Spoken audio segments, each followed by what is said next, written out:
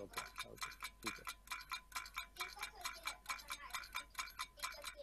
Okay ठीक आहे. Okay ठीक आहे. गो. थँक्यू.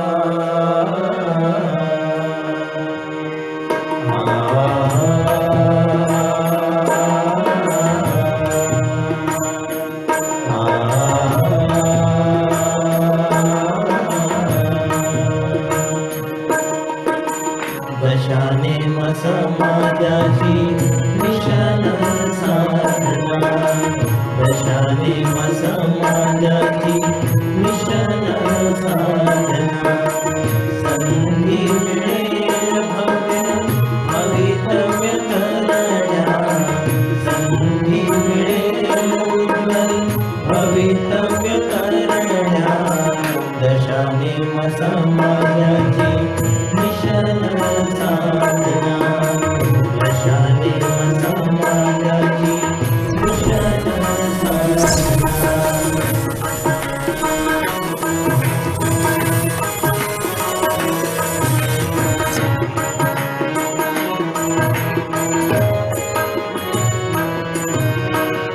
गंगामाता मंदिर कोल्हापूरचे, गंगामाता मंदिर कोल्हापूरचे, राधा कृष्ण मंदिर दापोली पुण्याचे, राधा कृष्ण मंदिर दापोली पुण्याचे, महाडला सुंदर शोभते हवेली, महाडला सुंदर शोभते हवेली, खेडच्या मंदिरी वाजवी मुरली, खेडच्या मंदिरी कृष्ण वाजवी मुरली, झालं जिथे तिथेच घ्या पवित्र दर्शना, झालं जिथे तिथेच घ्या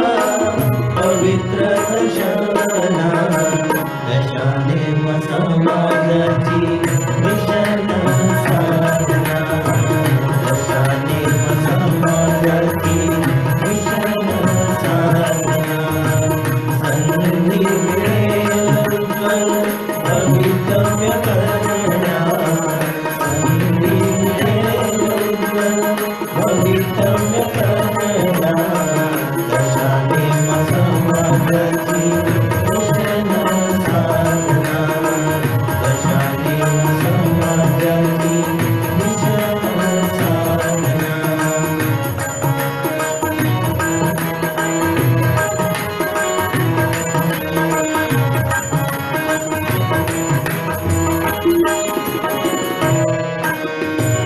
समाज शिंप्यातील हे माणिक मोती, समाज शिंप्यातील हे माणिक मोती, भावी जीवनात तुम्हा मार्ग लावीती, भावी जीवनात तुम्हा मार्ग लावीती, जया योगी जीवना मिळेल हो गती, जया योगी जीवना मिळेल हो गती, आम्ही तुम्ही सगळे साधाल प्रगती, आणि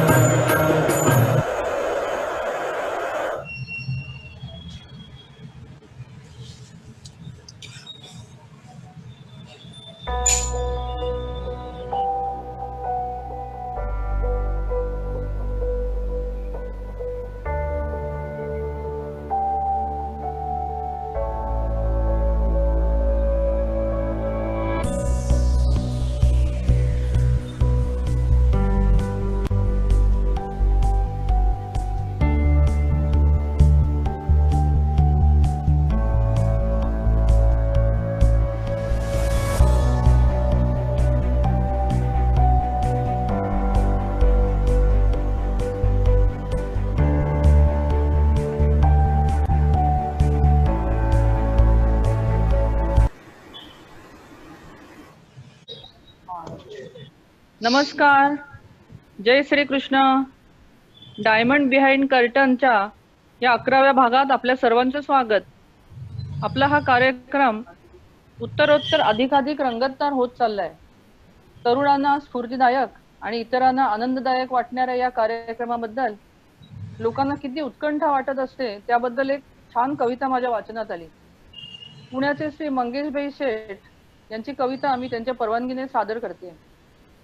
वाट पाहतो आतुरतेने शनिवार व रविवारची डायमंड बिहाइंड कर्टन या कार्यक्रमाची. वेचुनी हिरे समाजातील ऐकावी गाथा लोकांच्या कष्टाची अन पराक्रमाची. पेटवून मशाल स्फूर्तीची पाऊल वाट ही आखावी आपुल्या स्वप्नपूर्तीची. करुणी सलामत्यांच्या ऊर्जेला उत्साहाला जिद्द करावी ती आकाशाला गवसणी घालण्याची. पिंड आपुला उद्योगाचा रोजगार निर्माण तयार करण्याचा. चंग बांधूया आत्मनिर्भर समाज उभारण्याचा. आत्मनिर्भर समाज. तर असा हा प्रेरणादायक कार्यक्रम सुरू केल्याबद्दल श्री सतीश शेठ व सर्व टीमचे मी मनापासून अभिनंदन करते आणि मला याचा एक भाग होण्याची छोटीशी संधी दिली त्याबद्दल आभारही मानते. आजचे आपले डायमंड आहेत श्रीयुत अनिकेत गांधी. मूळ खेडचे असलेले श्रीयुत सुभाष गांधी व सौ जयश्रीताई गांधी यांचे ते सुपुत्र. पत्नी अमरजा व मुलगा ध्रुव या परिवारासोबत त्यांचं ठाण्यात वास्तव्य आहे. अनिकेत यांनी युनिव्हर्सिटी या ख्यातनाम शिक्षण संस्थेतून केमिकल इंजिनिअरिंगची पदवी प्राप्त केली आहे. नंतर masters in process development and technology ही पदवी नेदरलँड मधील युनिव्हर्सिटी ऑफ ट्वेंटे येथून मिळवली. हिंदुस्थान लिव्हर मध्ये मॅनेजमेंट ट्रेनिंग साठी जॉईन झाल्यावर त्यांना IIM अहमदाबाद या भारतातील मॅनेजमेंट साठी असणाऱ्या टॉप मोस्ट कॉलेज मधून बिझनेस एज्युकेशन प्रोग्राम याचं शिक्षण गेली 21 वर्षे ते युनिलिव्हर मध्ये काम करत आहेत. सध्या ते research and development technical head म्हणून कार्यभार सांभाळत आहेत. अल्पवयातच ते डायरेक्टर ऑफ रिजनल एशिया अशा उच्चपदी पोहोचले आहेत. जवळजवळ 10,000 कोटी रुपयांची उलाढाल असलेल्या लॅक्मे, स्किन केअर व अशा अनेक कंपन्यांची टेक्निकल बाजू हँडल करत आहेत. त्यांच्याकडून शिकण्यासारखा गुण म्हणजे लीडरशिप.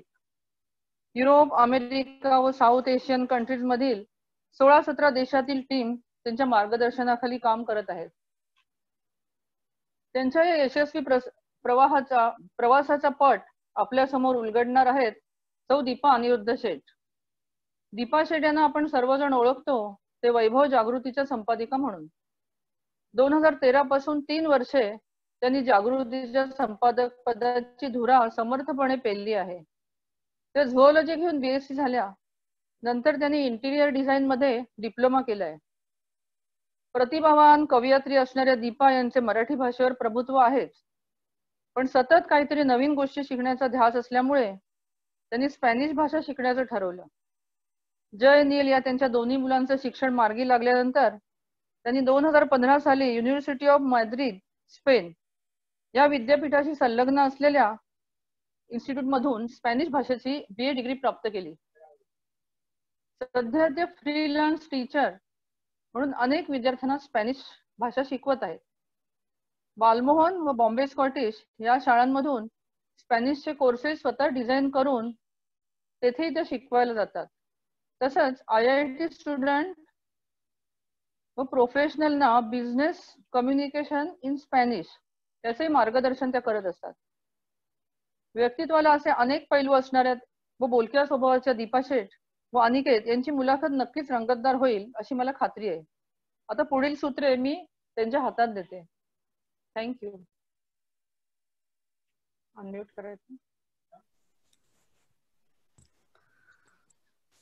नमस्कार मंडळी, शुभ संध्याकाळ.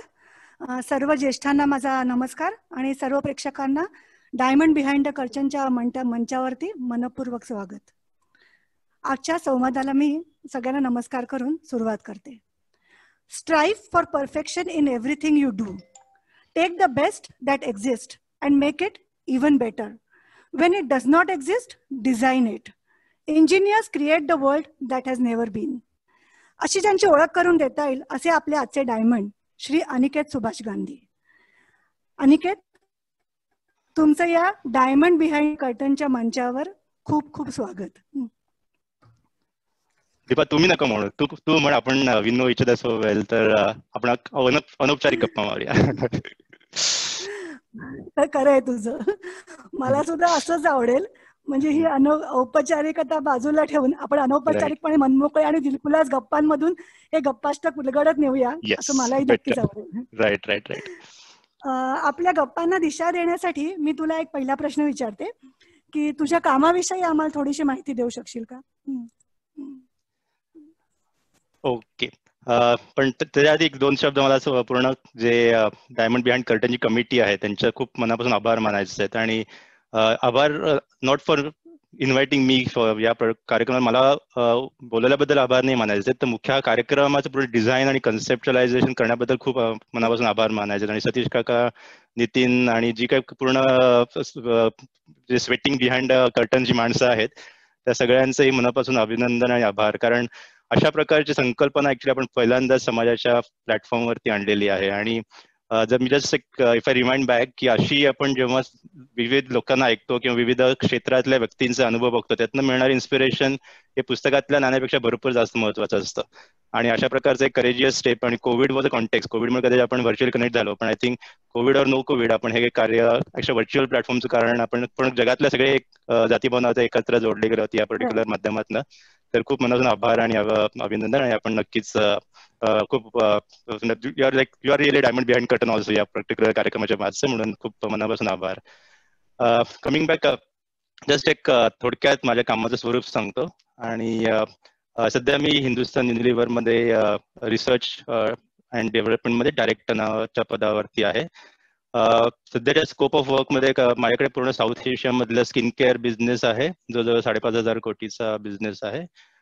जवळजवळ 3,500 कोटीचं जी फेअर अँड लवली ब्रँड आपण खूप फेमस आहे, ज्याचं आता नवीनच रिब्रँडिंग करून आता ग्लो अँड लवली नावाची जी ब्रँड झालेली आहे, त्याच्या जवळजवळ 37 कंट्रीमध्ये ती ब्रँड आहे. त्या ब्रँडचा ग्लोबल टेक्निकल डिझाईन डायरेक्टर म्हणून काम करतो. आणि लॅक्मे जे मेकअप सर्वांना जे ब्युटी ब्रँड म्हणजे सगळ्यांना आपल्या समोर आहे, ती जवळजवळ 1283 कोटीची ब्रँड आहे, त्याचं पूर्ण टेक्निकल हेड म्हणून काम करतो. तर साधारणतः हे कामाचं डिझिग्नेशन झालं. पण कामाचे स्वरूप म्हणजे नक्की तुम्हाला वाटत असेल की काय करतो नक्की, कारण इट साऊंड्स व्हेरी ग्लॅमरस किंवा असं वाटतं, पण नक्की याच्यात इंजिनिअरिंगचा काय संबंध. तर बेसिक याच्यामध्ये काय असतं की कुठलाही प्रॉडक्ट आपण डिझाईन करतो, ते एखादी गणपतीची मूर्ती असो किंवा एखादं लिपस्टिकची स्टिक असो, आय थिंक त्याच्यामध्ये पूर्ण डिझाईन आणि एक क्रिएटिव्हिटी असते कम्प्लिटली. आणि आता मी जस्ट 1-2 प्रोडक्ट माझ्या जवळ ठेवलेत की आता आपण हा स्प्रे आहे, सॅनिटायझरचा स्प्रे आहे, जे गेल्या 3 महिन्यामध्ये आम्ही लॉन्च केला. तर स्प्रे आणि सॅनिटायझर कन्सेप्ट आपल्याला कधीच नव्हती. मिथली आपल्याला सॅनिटायझर आपल्या बॉटलमध्ये असायचं किंवा सॅनिटायझर आपण सोप म्हणून वापरायचो. ते स्प्रे करताना पूर्ण व्हेरी इंजिनिअरिंग चॅलेंज, कारण आतमध्ये गॅस LPG यात राखावं लागतं, त्याच्यामध्ये पर्टिक्युलर अमाऊंट अल्कोहोल करायचं असतं. ते असे ओव्हरऑल एक डिझाईन एक पूर्ण एक प्रोसेस फॉलो करायची असते. किंवा आता आपण समजा लिपस्टिक बऱ्याच म्हणजे सिनियर मेंबर्स किंवा बऱ्याच बायका किंवा आपल्या सगळ्यांनाच माहिती असेल, तर लिपस्टिकमध्ये ऍक्च्युली आपल्या दिसायला खूप सिम्पल एक छोटं एक गोष्ट दिसते, पण त्याच्यामध्ये ऍक्च्युली 6 कंपोनंट्स असतात. आणि पूर्ण त्याचं जे मेकॅनिझम असतं त्याचं खूप स्मूथ मेकॅनिझम असतं. आणि जेव्हा 1000 आणि 1200-1500 रुपये एखाद्या प्रॉडक्टसाठी आपण स्पेंड करतो तेव्हा त्याच्या अपेक्षा पण भरपूर असतात. आणि त्या अपेक्षांमधनं रिपर्चेस सायकल सुरू असतं की नेक्स्ट टाइम जर पहिल्यांदा अनुभव चांगला आला तर नेक्स्ट टाइम जाऊन कन्झ्युमर एखादं प्रॉडक्ट घेत असतो. तर बेसिकली माझ्या कामाचं स्वरूप त्याचं आहे की doesn't matter what product it is. म्हणजे आम्ही वॉटर प्युरिफायर पण डिझाईन करतो, एअर प्युरिफायर पण डिझाईन करतो. त्याच्यामध्ये जे प्रॉडक्टचे 4P, ज्यांनी कोणी मॅनेजमेंट शिकलं असेल तर कोटलर नावाचा मॅनेजमेंट गुरु आहे, तर 4P ऑफ प्रॉडक्ट्स म्हणतात. त्याच्यामध्ये प्रॉडक्ट डिझाईन, प्रपोजिशन म्हणजे नक्की आपण काय कन्झ्युमर्सला सांगतो ते, प्राइसिंग म्हणजे पूर्ण कम्प्लिटली बिझनेस मॉडेल त्या प्रॉडक्टचं, आणि प्लेस की नक्की कुठे आणि कसं सेल करायचं, कुठल्या चॅनल्स वापरायचं, अमेझॉन मध्ये म्हणजे सेल करायचं का आपल्या जनरल ट्रेड मधनं सेल करायचं, मॉडर्न ट्रेड मधनं सेल करायचं, त्याला 4P. आणि त्याच्यामध्ये आमचं बरेच आर्टिक्युलेशन आहे. त्याच्यामध्ये मग आम्ही 7P पर्यंत कंपनीमध्ये फॉलो करतो. तर इन शॉर्ट या सगळ्या प्रॉडक्ट्सचे जे एंड टू एंड रिस्पॉन्सिबिलिटी असते त्याचं सध्या माझ्याकडे काम आहे आणि that's what I am doing. वा, फार छान. तू नेमक्या शब्दात आम्हाला समजेल अशा पद्धतीने तुझं कामाचं स्वरूप सांगितलंस. मला आणि एक तुला थोडा वाटलं ना की वेगळा थोडं प्रश्न कॉम्प्लिकेटेड तुला होते तर विचार. मला एक सांगायला हरकत नाही की अनिकेत प्लीज स्टॉप जरूर कर जरूर. प्लीज. नाही नाही जरूर, तुम्ही सगळ्यांनी पण तुमचे रिस्पॉन्सेस देत राहा मध्ये मध्ये. राईट, या या. मला तुला जरा वेगळ्या प्रश्नाकडे न्यायचं होतं अनिकेत, की सध्या आपण सगळेच एका विचित्र परिस्थितीतून जात आहोत. म्हणजे ह्या कोविडमुळे ही इतकी अनपेक्षित घटना आहे की आपल्या कोणाचीच ह्याच्यासाठी मानसिक तयारी नव्हती या प्रसंगाला सामोरं जाण्यासाठी, किंवा आपण स्वप्नातही असं काही घडेल याचा विचार कधी केला नव्हता, पण ते घडलंय आणि आपण सगळे त्याला तोंड देतो पण आहोत. पण तुझ्या आयुष्यात अशा काही घटना घडल्या होत्या का की ज्या अनपेक्षितपणे समोर आल्या आणि तू त्या कुशलतेने हाताळल्यास? असं कधी झालं होतं का? ऍक्च्युली खूपच अनेक म्हणजे खूप चांगला प्रश्न, कारण ऍक्च्युली सध्याची परिस्थिती पण ज्या परिस्थितीत आपण जातोय तर सध्याची परिस्थिती इटसेल्फ इज त्या एक प्रकारची परिस्थिती आमच्या कामाच्या दृष्टीने आहे की कोविडमुळे कम्प्लिटली आमचं जे कामाचं स्वरूप आणि कामाचं पूर्ण जी एक लय एक रिदम होता कामाचा तो कम्प्लिटली डिस्टॉर्ट झाला आहे. आणि I think that itself is a challenge at this point of time की कोविडमुळे सध्या जे कामाचं स्वरूप विस्कळीत आहे. आणि आमचं जसं काही ग्लोबल असल्यामुळे बऱ्याच कंट्रीजमध्ये सिच्युएशन पण बघायला लागते की इटलीमध्ये कशी परिस्थिती आहे, US मध्ये काय, तर माझा बॉस US मध्ये आहे किंवा माझी टीम काही युरोपमध्ये आहे. It's not just situation here, ते सगळ्या सिच्युएशनचा विचार करून आपल्याला ठरवावं लागतं. तर current situation itself is a interesting challenge, कधी आपण न भूतो तर डेफिनेटली आणि होपफुली नो भविष्याती ऑल्सो, की परत कधी अशा परिस्थिती आपल्या जगावरती येऊ नये. पण दॅट्स वन एक्झाम्पल एक्झॅक्टली. आणि मग सध्याच्या याच्यामध्ये आम्ही असं करतो की दर दिवसाला सकाळी 9:30 वाजता आमच्या पूर्ण सगळ्या टीमचे रिपोर्ट आम्ही गोळा करतो. म्हणजे व्हॉट्सअपचे ग्रुप्स फॉर्म केलेले आहेत आणि ग्लोबली जवळजवळ 1.5 लाख लोकांचा डेटा एव्हरी मॉर्निंग 10 वाजता कलेक्ट होतो. त्याच्यामध्ये किती लोकांना, कोणाला सिम्पटम्स आहेत, कोणाला टेस्टिंग झालेलं आहे, कोणी पॉझिटिव्ह झालेले आहेत, त्याच्याप्रमाणे मग त्यांना मेडिकल असिस्टन्स आणि पूर्ण आमच्या चेकलिस्ट आहेत कम्प्लिटली. तर दिवसाची आमची सुरुवात कम्प्लिटली 1 तासाभराच्या कोविड रिव्ह्यूनी सुरू होते. I think that itself is one challenging situation की त्या परिस्थितीत आपण जातो त्याचं कसं आपण टॅकल करायचं आणि त्यातनं. आणि एवढं करत असताना पण आमच्या कामामध्ये actually delivery has gone up. म्हणजे 100%च्या 120% जवळ आम्ही आउटपुट टीमच्या थ्रू देतोय despite of all the lockdown कारण सिच्युएशन. जर हिस्टॉरिकली बघितलं तर आय थिंक असं काय काय इंटरेस्टिंग पण चॅलेंजिंग खूप आठवतात. पण मी 2-3 गोष्टी मी जस्ट एक सांगतो. एक म्हणजे अगदी या जानेवारीतली घटना आहे की मी अबुधाबी थ्रू लंडनला जात होतो. आमचं एक मीटिंग होती आणि माझ्याकडे एक किट होती आणि त्या किटमध्ये ऍक्च्युली होतं की काही असे प्रॉडक्टचे डेमोसाठी किट होती आणि आतमध्ये वायरी आणि 2 सेल्स वगैरे होते, बॅटरी होत्या की बटन बॅटरीज. आणि आय वॉज नॉट म्हणजे आम्ही जेव्हा चेक इन केलं तेव्हा मी ऍक्च्युली चेक केलं, म्हणजे एअरपोर्टला सांगितलं होतं की असं असं मी कॅरी करतो, इज देअर अ प्रॉब्लेम. त्यामुळे काय प्रॉब्लेम नाही, तर इंडियन सिक्युरिटीने अलाउड केलं, यू कॅन गो थ्रू. तर मी चेक इन केलं आणि अबुधाबीपर्यंत पोहोचलो. अबुधाबीमध्ये ट्रान्झिट चेक इन मध्ये तिकडच्या सिक्युरिटीने मला सांगितलं की you are carrying something which is not allowed. आणि मी मला एक्सप्लेन केलं की काय आहे काय नाही. आणि माझा ट्रान्झिट टाइम फक्त 2.5 तासाचा होता. पण तेच आहे की नाही, we have to take you out from the flight आणि पूर्ण आम्हाला इन्व्हेस्टिगेशन करावं लागेल.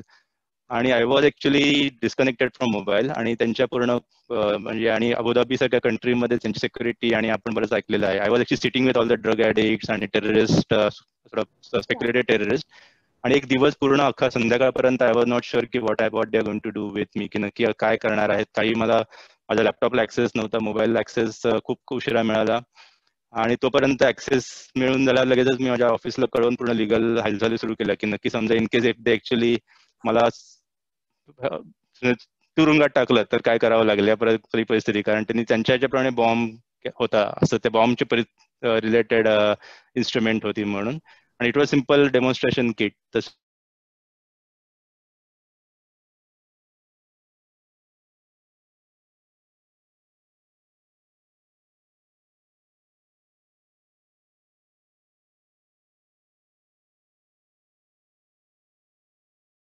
एक संध्याकाळी थँकफुली एव्हरीथिंग वॉज फाईन आणि मी रात्री 2 वाजता फ्लाईटने परत लंडनला आलो. पण that one day 18 hours was like nightmare. आणि ऑफिसमध्ये माझ्या पूर्ण टीम सगळ्या बॅकएंडला रेडी होत्या.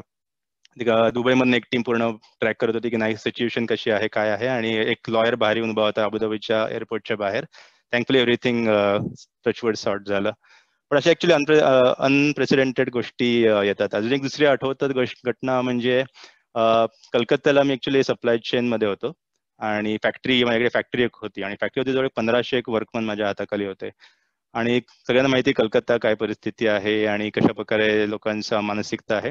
आणि माझा त्यावेळी आय वॉज 25 years old की जस्ट माझा सेकंड जॉब तिकडे होता म्हणजे हिंदुस्थान लिव्हर मधला. आणि मी जेव्हा तिकडे गेलो तेव्हा वर्क म्हटलं की साहेब तुम्ही आम्हाला काय शिकवणार, आमचं वय आमचा एक्सपिरियन्स तुमच्या वयापेक्षा जास्त आहे. आम्ही 50 वर्ष आहोत आणि 25 वर्ष कामं केलेली आहेत. तुम्ही स्वतः 25 वर्षात इकडे आम्हाला काय शिकवणार म्हणून. आणि त्या निगेटिव्ह वातावरणात काम करत होतो. आणि जवळजवळ माझ्या कारकिर्दीमध्ये जवळ 21 एक संप माझ्या प्लॅन्टवरती झाले. आणि 2 वेळा एकदम म्हणजे I was sitting in office आणि सडनली खाली 200 जण जमले आणि माझा पूर्ण घेराव घातलेला होता. आणि त्याच्या ह्याच्यातनं परिस्थितीमधनं खूप वेगळ्या प्रकारचे चॅलेंज होतं ते. आणि अगेन द सेम कूल मानसिकता ठेवून हँडल करणं दॅट रिली वर्क. आणि थँकफुली त्या सिच्युएशन मधनं पण बाहेर आलं. पण असे काय काय बरेच इंटरेस्टिंग चॅलेंजिंग घटना आहेत. लँडफिल साईट इंडोनेशियामध्ये पूर्ण AK-47 हातामध्ये असलेल्या 2 गुंडांबरोबर लँडफिल साईट बघायला गेलेलो. That was another experience. Some interesting experiences. Yes. फारच रोमांचक प्रसंग आहेत तुझ्या आयुष्यातले. आणि तू सांगितल्याप्रमाणे तू ते अत्यंत कुशलतेने हाताळले सुद्धा आहेस. पण हे सगळं हाताळण्यासाठी जी मानसिक कणखरता लागते ती कणखरता तुला एका रात्रीत तर नक्कीच आली नाहीये.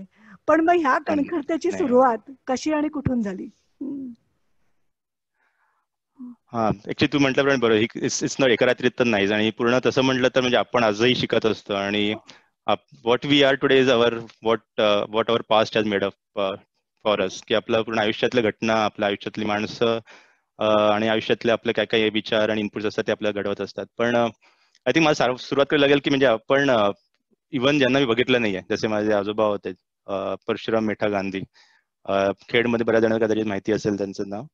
आणि म्हणजे बाबांकडनं स्टोरीज कळतात त्यांच्या. तर ते ऍक्च्युली त्यावेळेचे खूप खंडत ऑनेस्ट बिझनेसमॅन त्या वेळेचे. म्हणजे दुकानच होतं पण खूप ऑनेस्टी आणि दानशूर असे म्हणून ते खूप फेमस होते.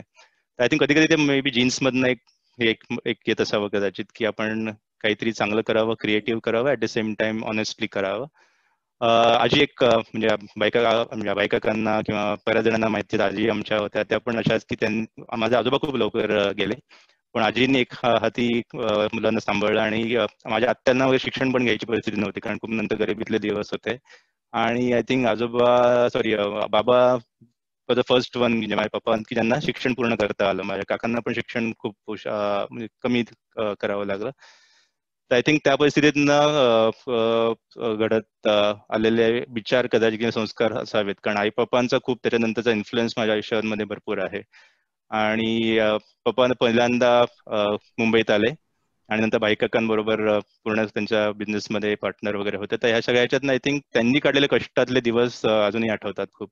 आणि आई आणि पप्पांनी खूप कष्ट घेतलेत आणि आम्हाला कधी जाणवू दिलं नाही. द बेस्ट पार्ट की आम्ही तिघाही बहीण भावांना कधी जाणवलं नाही की असे कष्ट बॅकग्राऊंडला आहेत. आणि रोज पप्पा कधी कधी 11-11:30 यायचे, ओव्हरनाईट नसायचे घरामध्ये, साईट कुठे कुठे लांब असायच्या. पण त्यांनी खूप म्हणजे एकतर पैशाची व्हॅल्यू सांगितली की पैसे इज नॉट गिव्हन. आपण पैशाला त्याच्यामागे कष्ट असतात.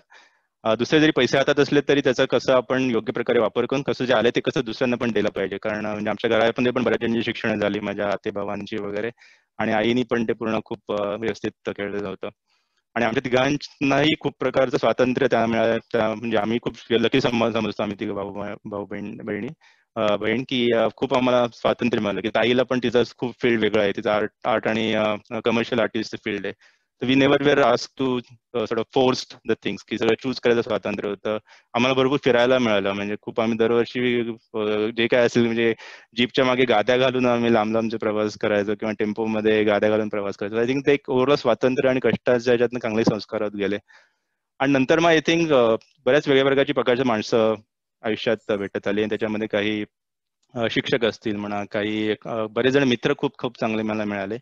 आणि त्यांचा खूप इन्फ्लुएन्स होता. माझी बायको पण माझी आधी मैत्रीण होती, किंवा माझ्या इवन जे प्रसन्न भावाची बायको ती पण आमच्या ग्रुपमधले. बरेचसे वेगळे ग्रुप आणि फ्रेंड सर्कल, त्यांचा इन्फ्लुएन्स, ताईचं सर्कल होतं, ब्रदर इन लॉचं सर्कल. तर ओव्हरऑल माणसांचं खूप चांगलं एक इनपुट मिळालं. दुसरं म्हणजे अनुभव, की वेगवेगळ्या प्रकारच्या घटनांमधनं शिकत घ्यायचं पण एक मिळालं, की एखादा म्हणजे, आणि काही काही गोष्टी कठीण पण शिकल्या. फॉर एक्झाम्पल एका पर्टिक्युलर केसमध्ये माझ्यासमोर माझ्या बॉसनी प्रेझेंटेशन फाडून टाकलं, की तू प्रेझेंटेशन मला ऐकायचं नाही, you go and deliver something म्हणून. अशा प्रकारचे काही हार्श प्रसंग पण आले. मला आठवतं एकदा मी मला खूप क्रिकेटची आवड होती आणि बाबा म्हटले चल तुला आपण शिबिरात घालायचं म्हणून ट्रेनिंगला घेऊन जाऊया. आणि ट्रेनिंगच्या इनिशियल सिलेक्शन मध्ये ऍक्च्युली मी पहिल्यांदा सीझनचा बॉल हातात गेला आणि ऑब्व्हियसली पॅड घालून ते फिरता पण येत नव्हतं आणि खेळता येत नव्हतं. It was a disaster. तर तेव्हा 6वी मध्ये असेल मी कदाचित. तेव्हा कळलं की बेसिकली आपण आपली क्षमता आणि आपलं नक्की कॅपॅसिटी ओळखून आपण स्वप्न बघायला पाहिजेत, कारण कुठली ती स्वप्न जी रिअलिस्टिक नसते ती बघून त्याच्यामध्ये पडण्यात काही फायदा नाहीये. त्यामुळे खूप राग आला बाबांना की मला क्रिकेटर बनवून देत नाहीयेत. आणि पण then now if I reflect back, I think it was a right decision, की बेसिकली ज्याची माझी कॅपॅसिटी आणि कॅपॅबिलिटी नव्हती त्याच्यामध्ये पडण्यात काहीच अर्थ नव्हता. मग घर का गाठका झालं असतं. आणि तिसरं आय थिंक सो ओव्हरऑल घटना वेगवेगळ्या ते आपल्या घडवत जातात. आणि तिसरं आय थिंक म्हणजे इनपुट्स. तर मला वेगवेगळ्या प्रकारचे खूप भाषणं ऐकायची सवय चांगली होती, की किंवा काही काही चांगले विचार ऐकायची सवय होती. मग टेड टॉक्स म्हणा किंवा ऍक्च्युअली लोकांची भाषणं किंवा माझे काही सर आहेत त्यांचे खूप चांगले विचार ऐकायचे मिळाले. तर आय थिंक ओव्हरऑल एक फिलॉसॉफिकल इनपुट्स पण या जडणघडणीमधनं खूप महत्वाचं होतं. तर I think all the three, role of people, role of experiences आणि रोल ऑफ थॉट्स, या तिन्ही गोष्टींनी बऱ्यापैकी उपयोग झाला. तर थोडं लांब झाला आन्सर, पण I think it was I couldn't stop.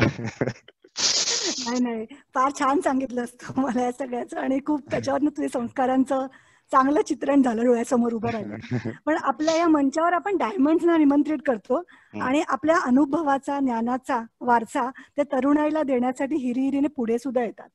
पण ह्या डायमंड्सना ज्यांनी पैलू पाडले अशा, आणि ज्यामुळे आज त्यांचा लखलखाट सगळ्या दुनिया, मी सगळी चारी दिशांना दिसतो आहे, त्या कारागिरांचे हातही तितकेच किंबहुना त्याहून जास्ती महत्वाचे आहेत असं मला वाटतं.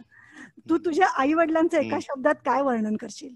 एका शब्दात तुला जर का वर्णन करायचं झालं तर तू आई वडिलांसाठी काय शब्द वापरशील? दीपस्तंभ, लाईट हाऊस. फारच सुरेख. जे नेहमी योग्य दिशा आपल्याला दाखवत असतात. आणि ते आहे तिकडे, तिकडे कुठे कुठे अडवत नाहीत, काही नाही, पण कुठल्याही कुठल्या लाटांना आड येत नाहीत, पण लाटांना जिथे पाहिजे जाऊ तिथे पण दिशा द्यायला मागे कुठे उभे असतात. सुरेख सुरेख. आता आपण तुझ्या थोड्या करिअरकडे वळूया. केमिकल इंजिनिअरिंग ही स्ट्रीम निवडावी असं तुला का वाटलं आणि कधी वाटलं? Actually that's a bit of सांगायला खरं, ऍक्च्युली ऑनेस्ट सांगायचं तर it was a destiny. Me never thought की मला कधीच लक्षात नव्हतं की मी केमिकल इंजिनिअरिंगच्या दृष्टीने कधी विचार करीन म्हणून. आणि मला इनफॅक्ट 12वीचे मार्क मिळून हातात आल्यावरती माझे शेजारी एक कुलकर्णी काका म्हणून आमचे नेबर होते डोंबिवलीला. ते म्हटले अनिकेत तू काय करणार आहेस? म्हटलं मला कॉम्प्युटर इंजिनिअरिंग करायचंय व्हीजीटीआय मधनं आणि मला तिथे ऍडमिशन घ्यायची आहे. तर म्हणे का तिथे काय घेतोय? कॉम्प्युटर इंजिनिअर भरपूर होतात. म्हटलं का काका? म्हणे तू युनिव्हर्सिटी माहिती का तुला? म्हटलं ऐकलं पण कधी एवढा विचार नाही केलाय. तर म्हणे तू फक्त जाऊन ये त्या इन्स्टिट्यूटमध्ये आणि नंतर आपण बोलूया. आणि मग मी ऍक्च्युली जाऊन बघून आलो आणि समोर आपण एखाद्या वास्तूच्या एखाद्या त्याच्यात प्रेमात पडतो तसं झालं कदाचित, की मला ते जागेमध्ये गेल्यावरती वाटलं की this is something quite different, quite interesting. आणि त्याच्यानंतर मी केमिकल इंजिनिअरिंग काय असा विचार केला. तर I think in short it was a destiny. म्हणजे टू फ्रँक काहीच मी स्वतःहून ठरवलं नव्हतं, ते व्हायचं होतं म्हणून झालं असं म्हणायला हरकत नाही. आणि looking back I think it was something which was really destiny आणि चांगलं झालं असं वाटतं. नाही, पण ती वास्तू खरंच प्रेमात पडण्यासारखीच वास्तू आहे. एक्झॅक्टली. आणि तुला पण तू पण बघितलं असशील. आणि आता तुला एक थोडासा वातावरण लाईट करण्यासाठीचा प्रश्न विचारतो. तू केमिस्ट्री कोळून प्यायला आहेस, तर असं का म्हणतात की दोन व्यक्तींमध्ये केमिस्ट्री असते, फिजिक्स का नसतं? जेव्हा दोन व्यक्तींचं खूप चांगलं जमतं तेव्हा असं का म्हणतात की त्यांच्यात चांगली केमिस्ट्री आहे, चांगलं फिजिक्स आहे असं का नाही म्हणत? कठीण प्रश्न टाकला तू. आय थिंक केमिस्ट्रीमध्ये रिॲक्शन होतात कारण काही नवीन त्यातनं निर्माण होतं. A+B=C+D आणि नक्की माहित नव्हतं की सी नक्की काय असणार, डी काय असणार आहे. कधी कधी नवीन कलर्स तयार होतात, कधी कधी नवीन प्रॉडक्ट्स तयार होतात. I think chemistry is creativity आणि केमिस्ट्री मधून निर्मितीची क्षमता आहे कदाचित. आणि आय थिंक रिलेशनशिपमध्ये पण तेच आहे, त्याच्यामध्ये निर्मितीची क्षमता आहे, त्यातनं काहीतरी नवीन घडू शकण्याची पॉवर आहे आणि आय थिंक त्याच्यामुळे कदाचित म्हणत असावेत. आणि फिजिक्समध्ये काय की न्यूटनचं ऍपल फक्त खाली पडतं, केमिस्ट्रीमध्ये त्या ऍपलचा जॅम करू शकतो आपण, छान खाऊ शकतो. छान रिलेट केलं. राईट. तर तू आता केमिकल इंजिनिअरिंगला ऍडमिशन घेतलीस आणि देशातल्या अग्रगण्य इन्स्टिट्यूट मधून तू डिग्री संपादन केलीस, त्यातलं उच्च शिक्षण घेण्यासाठी तू विदेशात गेलास. त्याच्यानंतर तुझा हा नोकरीचा प्रवास सुरू झाला, राईट? मग हा नोकरीचा प्रवास सुरू होण्या अगोदर तू काय विशेष मेहनत घेतली होतीस? म्हणजे तुझा CV, इंटरव्ह्यू ह्यासाठी तू काय विशेष केलं होतंस आणि तुझा नोकरीचा फर्स्ट डे कसा होता? ओके. तर आय थिंक म्हणजे इट गोज बॅक टाइम, आणि मी तेव्हा ऍक्च्युली आम्स्टरडॅम मध्ये होतो. माझं पोस्ट ग्रॅज्युएशनचा एक पार्ट म्हणून प्रोजेक्ट होता. शेल नावाची कंपनी आपण ऐकली असेल, शेल पेट्रोकेमिकल कंपनी. तर त्यांचं खूप छान एक ऑफिस आम्स्टरडॅम मध्ये नदीच्या काठावरती आहे. आणि 1 वर्षभर मी शेलमध्ये होतो त्याचा पार्ट ऑफ प्रोजेक्ट. आणि शेलमधनं ऍक्च्युली मला त्यांनी जॉब ऑफर पण दिलेली होती. त्या 1 वर्ष प्रोजेक्टच्या बेसिसवरती ते म्हणले की तू पूर्ण फुल टाइम जॉब करायला इथेच थांब म्हणून. आणि इथं टेक्निकल ग्लोबल सेंटर मला खूप छान जॉब होता. पण I think one of the important thing की जेव्हा आपण एखादा जॉबचा विचार करतो तेव्हा आपण नक्की ठरवायचं की आपल्याला कशासाठी जॉब करायचा आहे, आणि त्याचा शॉर्ट टर्म आणि लॉंग टर्म दोन्ही विचार करायला हरकत नाही. आणि somehow I was in my mind sure की मला तो जॉब खूप चांगला, म्हणजे काय म्हणतात, मॉनिटरी पॉईंट ऑफ व्ह्यू खूप छान जॉब होता. युरोपमध्ये होता जॉब. पण आय वॉज ऑलमोस्ट थिंकिंग की आम्हाला long term point of view कदाचित ते समाधान जे पाहिजे किंवा तिला मला जे करायचं आहे ते करायला तो जॉब कदाचित मला थोडं डिग्री ऑफ फ्रीडम देणार नसावा. आणि अगेन डेस्टिनी अगेन म्हणतात त्याप्रमाणे झालं की मी कुठेही ठरवलं होतं की I don't think that's my destiny. आणि हिंदुस्थान लिव्हरमध्ये मॅनेजमेंट ट्रेनिंग खूप फेमस होतं. तर मी त्या ठिकाणी तिथे अप्लाय केलं. आणि त्यावेळी म्हणजे दिस इज 98 मधली गोष्ट आहे जेव्हा मी अप्लाय केलं. आणि त्यावेळी ऍक्च्युली स्मार्टफोन नव्हते, ईमेलचं खूप कमी होतं. त्यावेळी वेबसाईट वगैरे खूप त्यामुळे कमी वापरल्या जातात. त्या वेबसाईटवर फक्त एक कॉमन ऍड्रेस होता युनिलिव्हर मधला, म्हणजे मुंबईतला HLLचा. तर तो मी जो ईमेल टाकला त्याचा रिस्पॉन्स मला 3 महिने आला नाही. आणि मला माहितीच नाही की माझं ईमेल ते ऍक्च्युली HR पर्यंत पोहोचलंय की नाही पोहोचलंय. जवळजवळ 5-1 महिन्यानंतर सडनली मला एक फॅक्स आला की आज संध्याकाळी तुमचा इंटरव्ह्यू आहे, तुम्हाला नेदरलँडमध्ये इंटरव्ह्यू घ्यायला एक जण येणार आहेत. मी गेलो संध्याकाळी इंटरव्ह्यू घ्यायला. तर ते म्हटलं की तुला कशाला जॉब करायचा आहे. त्यापैकी त्यांनी एक डेझिग्नेशन सांगितलं की तुला हे जॉब काय करायचा आहे.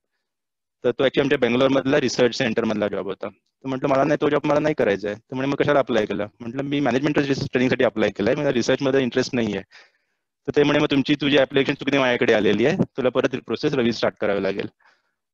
तर 2 गोष्टी, एक तर म्हणजे तू यू शुड व्हेरी क्लिअर की तुम्हाला काय जॉब करायचा आहे. म्हणजे कधी कधी होतं की आपल्याला जे मिळेल ते आपण करायच्या मागे लागतो. तसं शॉर्ट टर्म व्ह्यू न ठेवता आपण एक क्लिअर आपल्या मनात ठेवूया की नक्की काय करायचं आहे. आणि त्यासाठी आपलं कन्व्हिक्शन आणि थांबायची तयारी पाहिजे आणि पेशन्स खूप पाहिजे. आणि जवळजवळ मला 6 महिने पूर्ण प्रोसिजर मध्ये पूर्ण करायला लागले. तुमचा एक इंटरव्ह्यू झाल्यानंतर मी शेलकडनं परत आलं की तुम्हाला आम्ही अजून एक्सटेंड करू शकत नाही, तुम्ही साईन करा, otherwise we have to take a hard call. मी ऍक्च्युली शेलचा जॉब साईन केला आणि दुसऱ्या दिवशी परत HLLचा फायनल इंटरव्ह्यूचा कॉल आला की उद्या तुमचा फायनल इंटरव्ह्यू आहे. So it again happen as a destiny की ते HLLचं फायनली व्हायचं होतं झालं. आणि मॅनेजमेंटनी मला खबर करायचं होतं की मला ऍक्च्युली वेगळ्या डायमेन्शन काम करायला आवडतं, वेगवेगळ्या लोकांबरोबर काम करायला आवडतं. म्हणजे मोर दॅन केमिकल्स आणि केमिस्ट्री लॅबपेक्षा मोठ्यांबरोबर, म्हणजे सगळ्या लोकांबरोबर, मशीन्स बरोबर, बिझनेस ओरिएंटेड काम करायला आवडतं. त्यामुळे somehow I think that was 2 महत्वाच्या गोष्टी. म्हणजे करिअरच्या दृष्टीने आपण विचार केला तर एक तर we should have a very clear conviction की आपल्याला काय करायचं आहे, कुठे आपली दिशा न्यायची आहे. आणि कोलंबस किती आपण कोलंबसचं कौतुक करतो की तो निघाला एका ठिकाणी, पोचला अमेरिकेला, म्हटलं इंडिया इंडिया.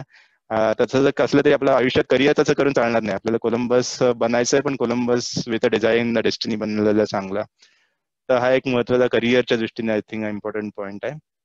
आणि त्यासाठी मग स्मॉल स्टेप्स घ्यायच्या. आणि तू संलग्न विचारला की CV कसा क्रिएट करायचा. आय म्हणजे थिंक आपल्या तरुण पिढीसाठी तू काय सांगशील की त्यांनी CV स्ट्रॉंग कसा बरोबर करावा बरोबर आणि इंटरव्ह्यूची तयारी कशी करावी? बरोबर. राईट. मी जस्ट फ्लॅश वन स्क्रीन, कारण मला एक प्रश्न अपेक्षित होता म्हणून मी एक स्लाइड बनवलेली आहे. ओके. तर मी एक शेअर करतो आणि जर शेअर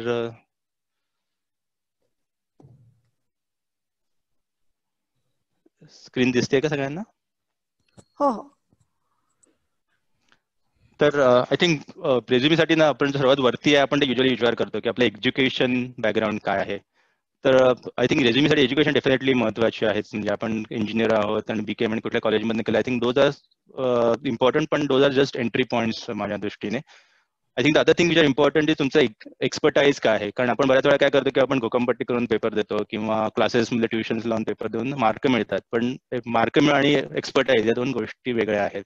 एक्सपर्टाईज म्हणजे तुमचं ऍक्च्युअली स्पेशालिटी, तुम्हाला एखाद्या स्किल मध्ये व्यवस्थित आलं पाहिजे, की तुम्ही जर त्या दिवशी तुम्हाला कोणी कन्सल्ट केलं एखादा प्रॉब्लेम सॉल्व्ह करायला, तर you should actually have expertise की तू तो प्रॉब्लेम सॉल्व्ह करून त्यांना रिस्पेक्टफुली सोल्युशन देऊ शकतो. आणि शेवटी एक्सपर्टाईज गेन्स रिस्पेक्ट. त्याच्यामध्ये तुम्हाला कदाचित एज्युकेशन नसलं तरी पण एक्सपर्टाईज असेल, आणि तुम्ही जर ऐकलं असेल तर बिल गेट्स वगैरे ते सगळे नापास होणारे बॅकग्राऊंड आहे. तर त्यांचं एज्युकेशन बॅकग्राऊंड ग्रेट नाहीये. बिल गेट्स इथं बऱ्याच इव्हन अंबानीचं पूर्ण हिस्ट्री सगळ्यांना माहिती असेल.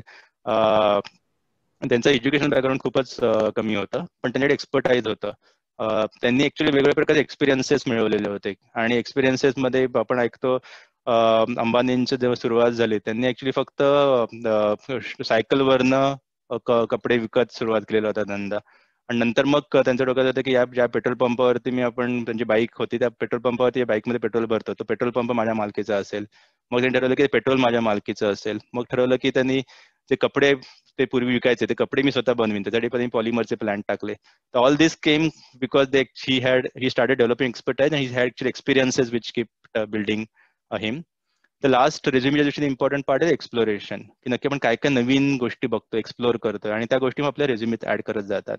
तर जर या सगळ्या चारही गोष्टींनी आपल्याला एक प्रकारचा कॉन्फिडन्स बिल्ड होतो, एक्सलन्स बिल्ड होतो. आणि रेझ्युमी बिल्ड करताना resume we should not make resume should get made.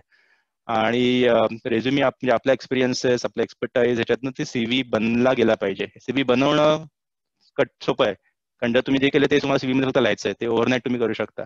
पण सीव्ही बनणं हे कठीण आहे, कारण त्यासाठी बरेच प्रकारचे परिश्रम आणि हार्डवर्क ऑन द ग्राउंड करावं लागतं. आणि एक आई माझ्या नेहमी सांगते की पैसा हे किती हे असेल, म्हणजे आपण पैशाला महत्व असेल तरी पैसा इज अ इनेबलर, ते डेस्टिनेशन बनवूया नको. आणि पैसे मागे लागू नको, तू असं काय कर की पैसा तुझ्या मागे लागला पाहिजे. आणि आईचे ते शब्द नेहमी माझ्या डोक्यामध्ये आणि कमी कामाच्या मागे असतात, की let the money come behind me, let the respect come behind me, I should focus on my inputs. आणि आपलं कर्म करत राहिलं तर ऑब्व्हियसली आपला रिस्पेक्ट आणि मनी मिळत जाईल. तर आय थिंक सीव्ही साठी पण तेच आहे, की सीव्ही आपण बनवूया नको, सीव्ही बनला गेला पाहिजे असं मला वाटतं. आणि त्यासाठी मग एज्युकेशन, एक्सपर्टाईज, एक्सपिरियन्सेस आणि एक्सप्लोरेशन या 4 गोष्टी खूप महत्वाच्या वाटतात. आणि दॅट्स व्हॉट माझ्या दृष्टीने तो एक प्रयत्न होता आपण करायचा.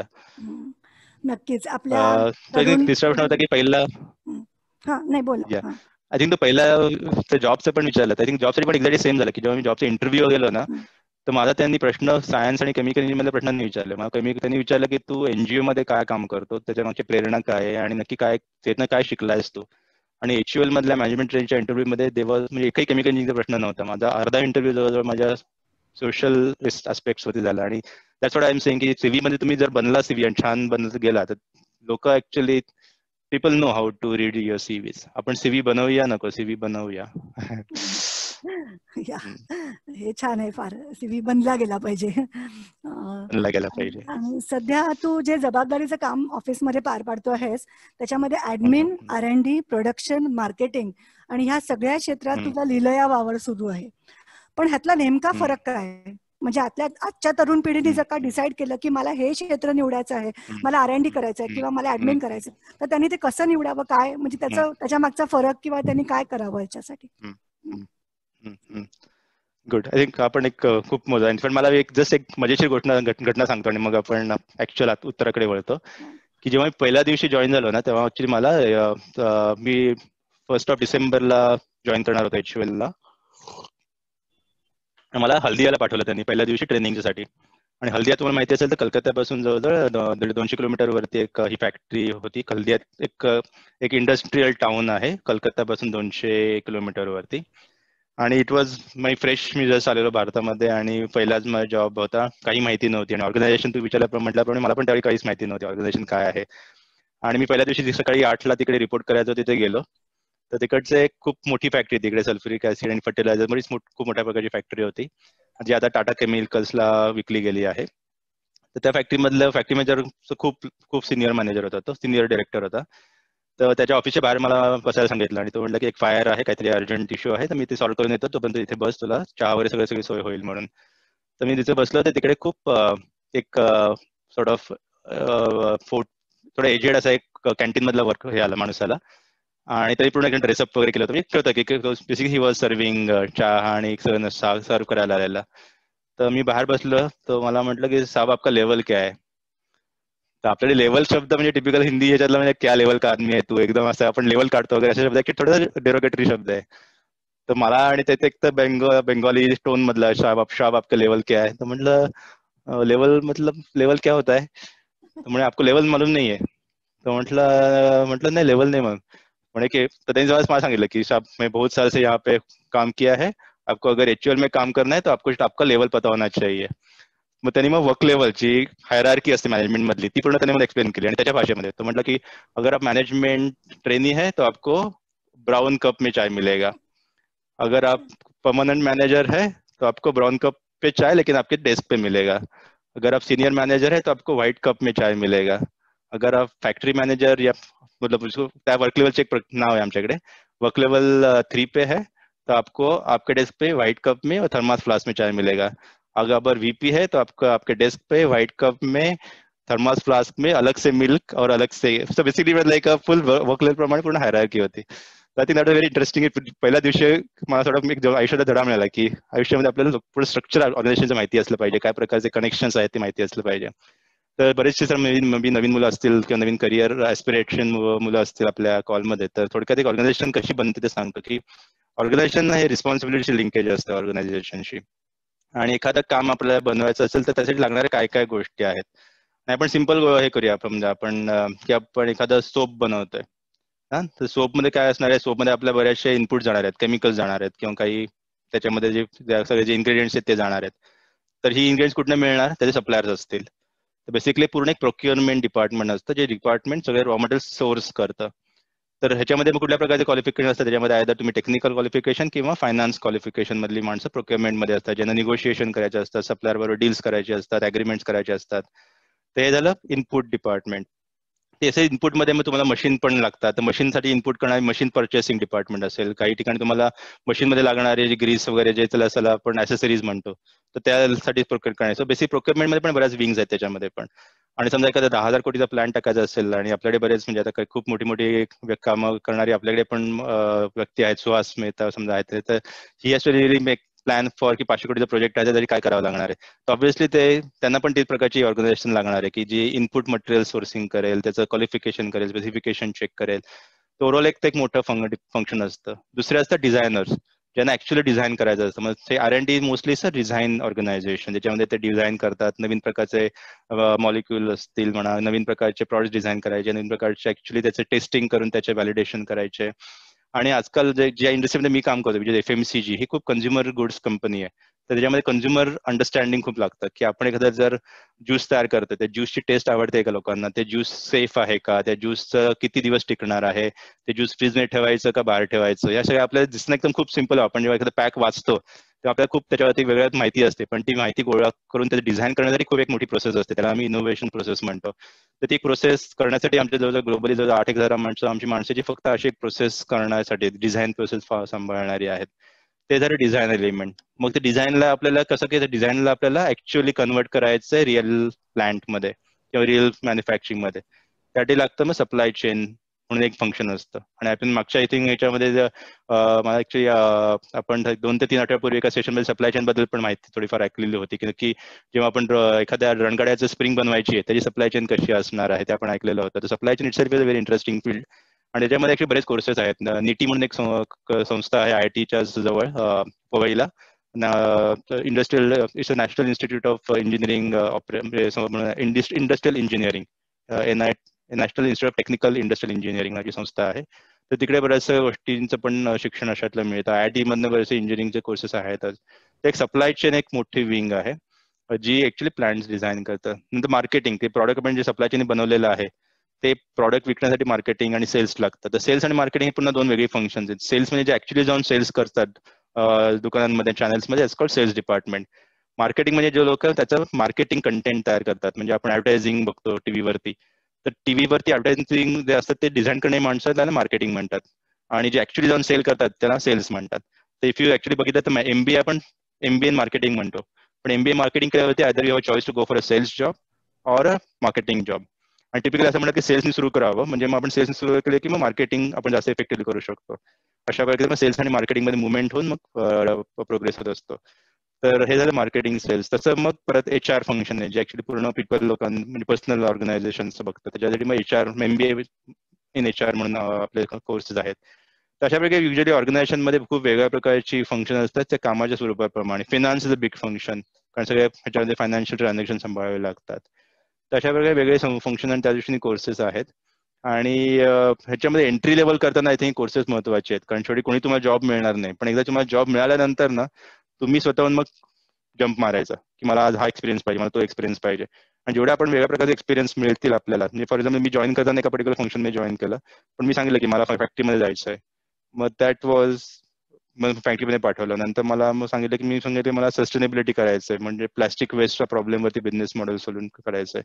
तर then you should start asking for it. So entry level qualification महत्वाचं आहे, पण नंतर आपण अनुभवांवरती भर दिला पाहिजे.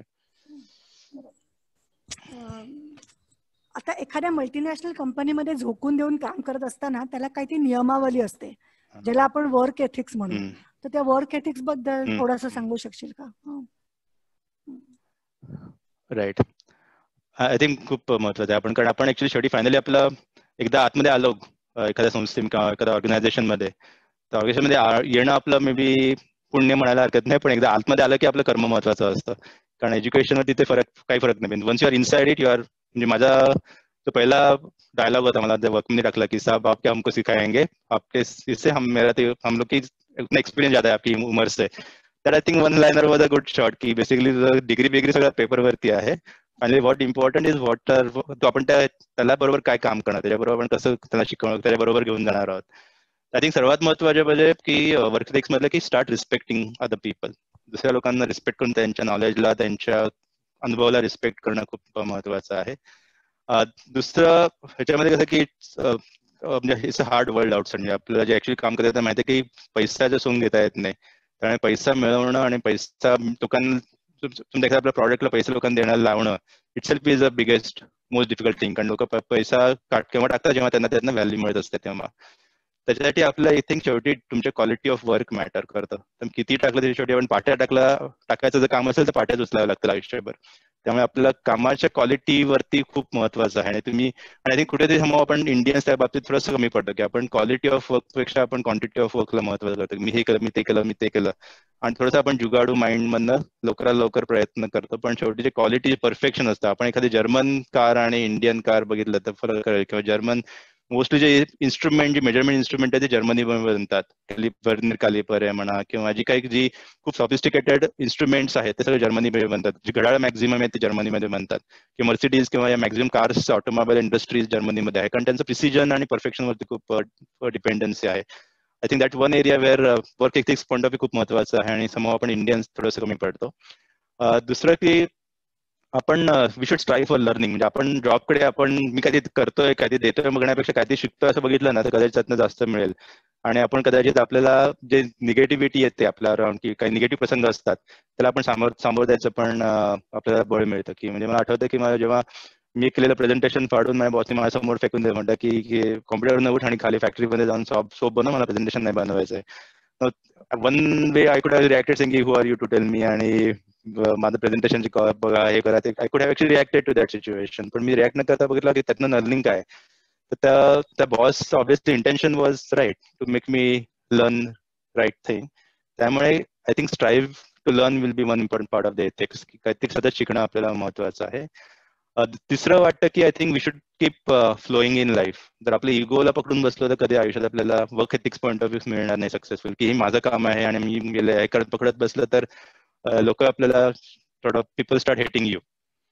जर आपल्याला कामाला महत्व द्यायचं, आपण कामाच्या मागे इगोला महत्व कमी केलं तर आय थिंक खूप फायदा होतो. आणि मग त्याच्यामुळे तुझी आयडेंटिटी आपोआप मिळते. आय थिंक म्हणजे आपण यातला एक खूप माझ्या दृष्टीने आदर्श म्हणजे अब्दुल कलाम या पर्टिक्युलर गुणासाठी, की त्या माणसाने स्वतः सायकलवरती रॉकेटचे पार्ट कॅरी केले. आणि जेव्हा एक सक्सेसफुल मिशन झाल्यावरती, मिशनचं सक्सेस करता जेव्हा प्रेस कॉन्फरन्स झाली तेव्हा ते म्हणले की आय विल स्टेप बॅक. जे लोकांनी ऍक्च्युअली काम केले त्यांना कॉन्फरन्स द्यायला लावली.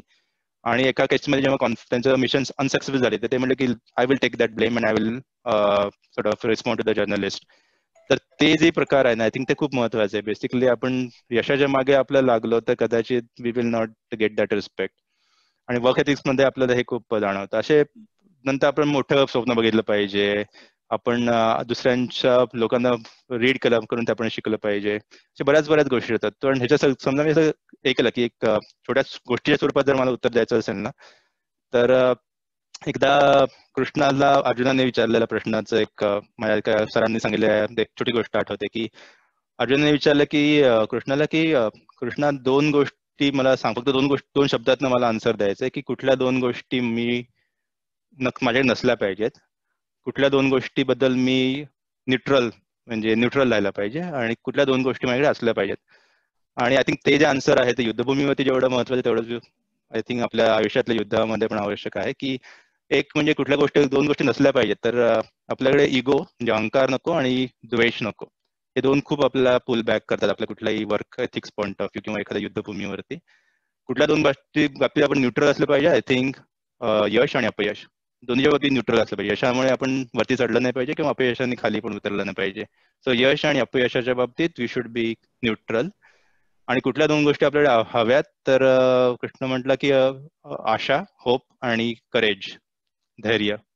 तर आशा आणि धैर्य दोन गोष्टी असेल तर आपण कुठल्याही दोन आयुष्यात काही करू शकतो. तर ह्या दोन गोष्टी नसल्या पाहिजेत. कुठल्या दोन गोष्टी बाबतीत आपण न्यूट्रल पाहिजे आणि कुठल्या दोन गोष्टी असल्या पाहिजे. यात खूप आपल्याला आवडल्या गोष्टी. येस, नक्कीच. याच्यातून आपल्याला तरुण पिढीला फार चांगले संदेश मिळत आहेत, याबद्दल काही वादच नाही. तुझ्या हाताखाली आज देश विदेशातल्या अनेक टीम्स काम करतात. मग ह्या सगळ्या माणसांना निवडणं, त्यांना सांभाळणं आणि त्याचबरोबर त्यांच्याकडनं तेवढ्याच एफिशियंटली कामही करून घेणं, यासाठी एक चांगलं लीडर असणं हे फार महत्वाचं आहे. मग ह्या लिडरशिप क्वालिटीज लाईक आपण म्हणू पीपल मॅनेजमेंट, हे कसं शक्य झालं आणि त्याच्यासाठी काय करायला हवं या क्वालिटीजसाठी? बरोबर. आय थिंक सध्याच्या काही परिस्थितीमध्ये पण आय थिंक पीपल मॅनेजमेंट खूप क्रिटिकल आहे आणि आपल्या प्रत्येक आयुष्यातल्या प्रत्येक घटनेमध्ये आय थिंक ते महत्वाचं आहे. त्याच्यामध्ये काही आय थिंक बेसिक प्रिन्सिपल्स पाळली पाहिजेत आपण. की एक पहिलं म्हणजे की व्हेरी स्ट्रॉंग बिलीफ की पीपल इज अ पॉवर. म्हणजे लोकांच्या याच्यावरती खूप आपण त्यांच्या जे क्वालिटीज, त्यांचे गुण असतात त्यांच्यावरती खूप आपला भरोसा पाहिजे. की ही माणसांमध्ये मी कन्व्हिक्शन आहे माझं की हा माणूस बरोबर आहे का, चांगला आहे. आणि निवडताना आपण एक फिल्टर केलं की एक तर माणसं निवडताना आपण जर फिल्टर अप्लाय केला तर आपल्या चांगली माणसं जर हाताखाली असेल तर आपण शिवाजी महाराजांनी त्यांचं अष्टमंडळ निवडलं होतं की ते फिल्टर होतात त्याच्यामध्ये, त्यांच्या एक विश्वासातली माणसं होती. तर आय थिंक खूप केअरफुली आपण निवडाव्या माणसं. आणि निवडलं की मग then we should full trust की त्या माणसाच्या गुणांवरती विश्वास टाकला पाहिजे, त्यांना आपण संधी दिली पाहिजे. दुसरं म्हणजे त्यांचं ऍक्च्युली त्यांना फेल व्हायची चान्स दिला पाहिजे. तर माणूस फेल झाला नाही याचं, एखाद्या माणसाने मिस्टेक केली नाही याचा अर्थ त्याने ट्राय केलं नाहीये आणि किंवा आपण त्याला जास्त स्ट्रेच करत नाहीये. तर लेट द पर्सन फेल. कारण त्या फेल्युअर्स मधनं आपण लोकांना कळत असतं की आपण हे बरोबर केलं पाहिजे. आणि किती पुस्तकातनं किती सांगितलं तरी शेवटी जेव्हा अनुभवातनं जो शिकतो माणूस ना, ते आयुष्यभर आपल्या लक्षात राहतं. म्हणजे मी आता समजा काही 10 गोष्टी सांगत असेल, पण त्या 10 गोष्टींपैकी मला ज्या सर्वात लक्षात राहतात त्या गोष्टी म्हणजे ज्या अनुभवातून गेल्या त्या गोष्टी मला लक्षात राहतात, जे वाचल्या त्या गोष्टींपेक्षा. तर आय थिंक आपल्या लोकांना आपल्या ज्या बरोबर ज्या टीम्स आहेत त्यांना let them stretch, let them fail, don't worry, but B with them. तिसरं म्हणजे ऍक्च्युली त्यांचे प्रत्येकाचे पॉझिटिव्ह काही हे असतात, काही स्ट्रेंथ्स म्हणतो आपण त्याला, आणि विकनेस असतात. तर पूर्वीचं काय होती पद्धत की आपण विकनेस वरती फोकस करायचो की ह्याचा हा अवगुण आपण कसा दुरुस्त केला पाहिजे, ह्या विकनेसला कसं आपण नवीन स्किलची जोड दिली पाहिजे. तर आय थिंक करंटल्या या जगामध्ये किंवा मे बी माझा अप्रोच आहे की आपण we should build on the strength and learn to manage weaknesses. We should not work on weaknesses. म्हणजे ते नाही तर अदरवाईज कुत्र्याची शेपटी ताट करण्यासाठी आपण ते खेचत बसू, किती खेचली ते तेवढी आपण हातामध्ये आहे पण खेचली राहते, सोडली की पुन्हा बाहेर बॅक टू द वर्ल्ड होतं. त्याच्यामुळे आय थिंक ते खूप महत्वाचं आहे की आपण दुसऱ्यांच्या स्ट्रेंथ वरती बिल्ड करूया रादर दॅन त्यांच्या विकनेसेस वरती. अजून म्हणजे की आय थिंक वेगळ्या प्रकारची माणसं, प्रत्येक माणूस वेगळा असतो. म्हणजे आपण म्हणतो की व्यक्ती तितक्या प्रकृती. तर त्याच्यामध्ये माझ्या म्हणण्यामध्ये व्यक्ती तितक्या प्रकृती, व्यक्ती तितक्या विकृती पण असतात, व्यक्ती तितक्या कृती पण असतात आणि व्यक्ती तितक्या प्रत्येक व्यक्तीचे वेगवेगळ्या प्रकारचे आपण हे घेऊ शकतो.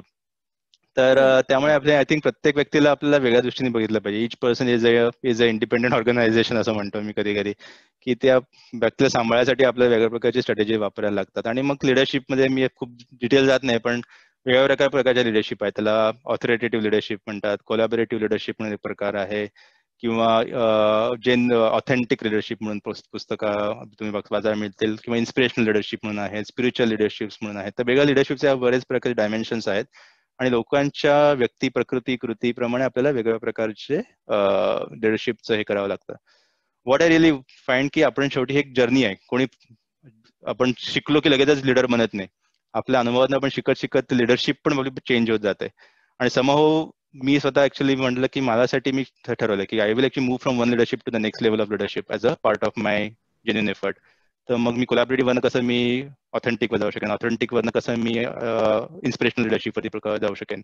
आणि आपण जर इतिहासात बघितलं जी हिटलर किंवा इव्हन शिवाजी वगैरे आपण उदाहरण, आता good or bad is a different thing, पण हिटलरच्या सारख्या माणसासाठी लोकांनी जीव दिले याचा अर्थ he was a leader. He had inspiration which motivated people. तर तशाच गोष्टी मी शिकण्यासारखं बरंच आहे. तर बेसिकली जसं आपण लेवल वरती जात जाऊ आपल्या अनुभवाची लेवल, त्यांना आपण ऍक्च्युली लिडरशिपच्या पण लेवलमध्ये कॉन्शियसली वरती जायचा प्रयत्न केला.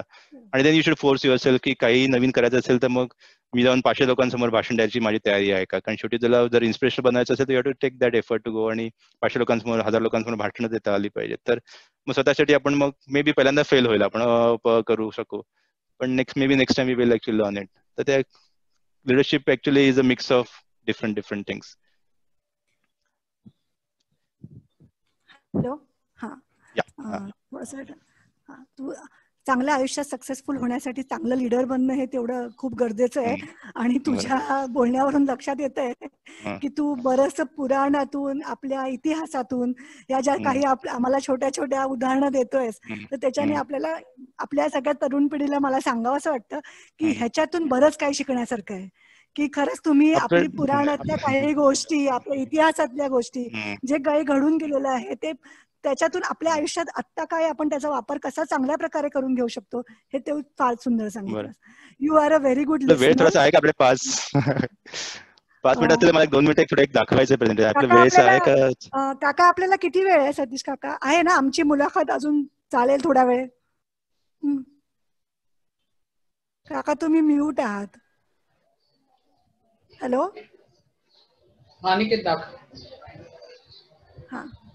दाखवू शकतो नितीन? हो चालेल. हा, तर मला एक चेंज लीडर वरच एक थोडक्यात दाखवायचं. मी होपफुली 3-4 मिनिटात आपण पूर्ण करायला प्रयत्न करू. मी स्क्रीन शेअर करतो. आपले अजून बरेच प्रश्न बाकी आहेत अनिकेत. तुझ्याकडनं पटकन आम्हाला बरंच दाखवतो. काही जाणून घ्यायचंय अजून. येस दिसतंय का पूर्ण? नाही, अजून नाही स्क्रीन दिसत आहे.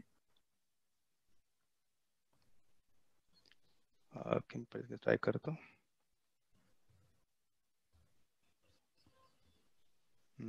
हा, आता दिसते? हो हो हो.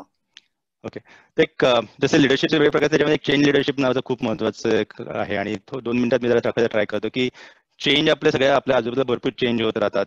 आणि चेंजेस मध्ये आपण जात असताना त्या चेंजला कसं लीड करायचं हे खूप महत्वाचं आहे. तर बेसिकली वेगळ्या प्रकारचे आपण चेंजला रिस्पॉन्स करू शकतो. काय त्याला सर्वात विचित्र आणि किंवा सर्वात कमी लेवलचं म्हणजे चेंज विक्टीमचं आहे. तर चेंज विक्टीम म्हणजे काय की आपण चेंज आपल्यावरती येतो, आपण चेंजला गाईड नाही करत, आपण जे अंगावरती पडतं त्याला कसं बसं सावरायचा प्रयत्न करतो. म्हणजे अंडर द वॉटर किंवा waiting for the ship to come, हे चेंज विक्टीमचे प्रकार आहेत. दुसराचे असतात तो म्हणजे चेंज मॅनेज, की कसं बसं आपण त्या चेंजला आपण फुल सॉक्स करायचा प्रयत्न करतो. की आग लागेल की आपण फायर एक्सटिंग्विशर असतं ना तसं प्रकारचं, की लागले त्याला कसं बसं आपण सांभाळणं किंवा गेट ओव्हर इट. तर हे चेंजचे आहे. पण सर्वात महत्वाचं जे that's the leadership counts in is how you actually drive the change. आणि त्या ड्रायव्हिंग सीटमध्ये आपण कसं काय राहू शकतो. आणि ते सर्वात महत्वाचं आय थिंक लिडरशिपच्या दृष्टीने माझं लर्निंग आहे की how can you be on the top of the world जेव्हा आपण हे करत असू. आणि नवीन जी मुलं आहेत सगळ्यांना तेच सांगायचं की तुम्ही चेंज लीडर बनायचा प्रयत्न करा. आणि त्याच्यासाठी काही वयाची अट नाही, काही हे नाही. Basically it's your ambition to become a change leader. आणि चेंज मी एक व्हिडिओ दाखवतो, त्या व्हिडिओतनं खूप चांगलं की आपण कसं एक पॉझिटिव्ह चेंज आणू शकतो. होपफुली तुम्हाला ऐकू येईल.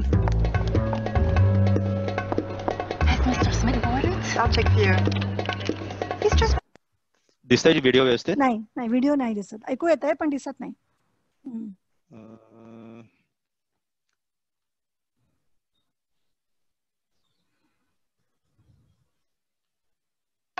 दिसतोय आता? नाही, चेंज रिस्पॉन्स कर्वच दिसतो आहे. ओके. आता ऑडिओ येतो. आता audio. Let me just try once second. Last try करून येतो मग आपण will get back.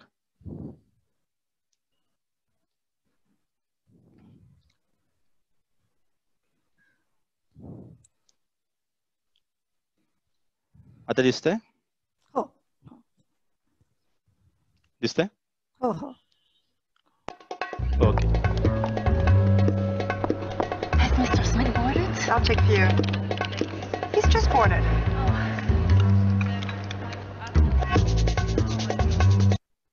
Actually language वेगळ्या प्रकारची आहे की याच्यामध्ये ते म्हणतात की त्यांना एक मेसेज आलाय आणि एका जो व्यक्तीला ते सर्च करतायत आणि ती म्हणते तिची खूप थकलेली दाखवली किंवा एकदम फ्रस्ट्रेटेड दाखवली. ती म्हणते की ही जस्ट बोर्ड याचा अर्थ तो माणूस ऑलरेडी विमानात बोर्ड झालेला आहे. बघूया पुढे काय होतं.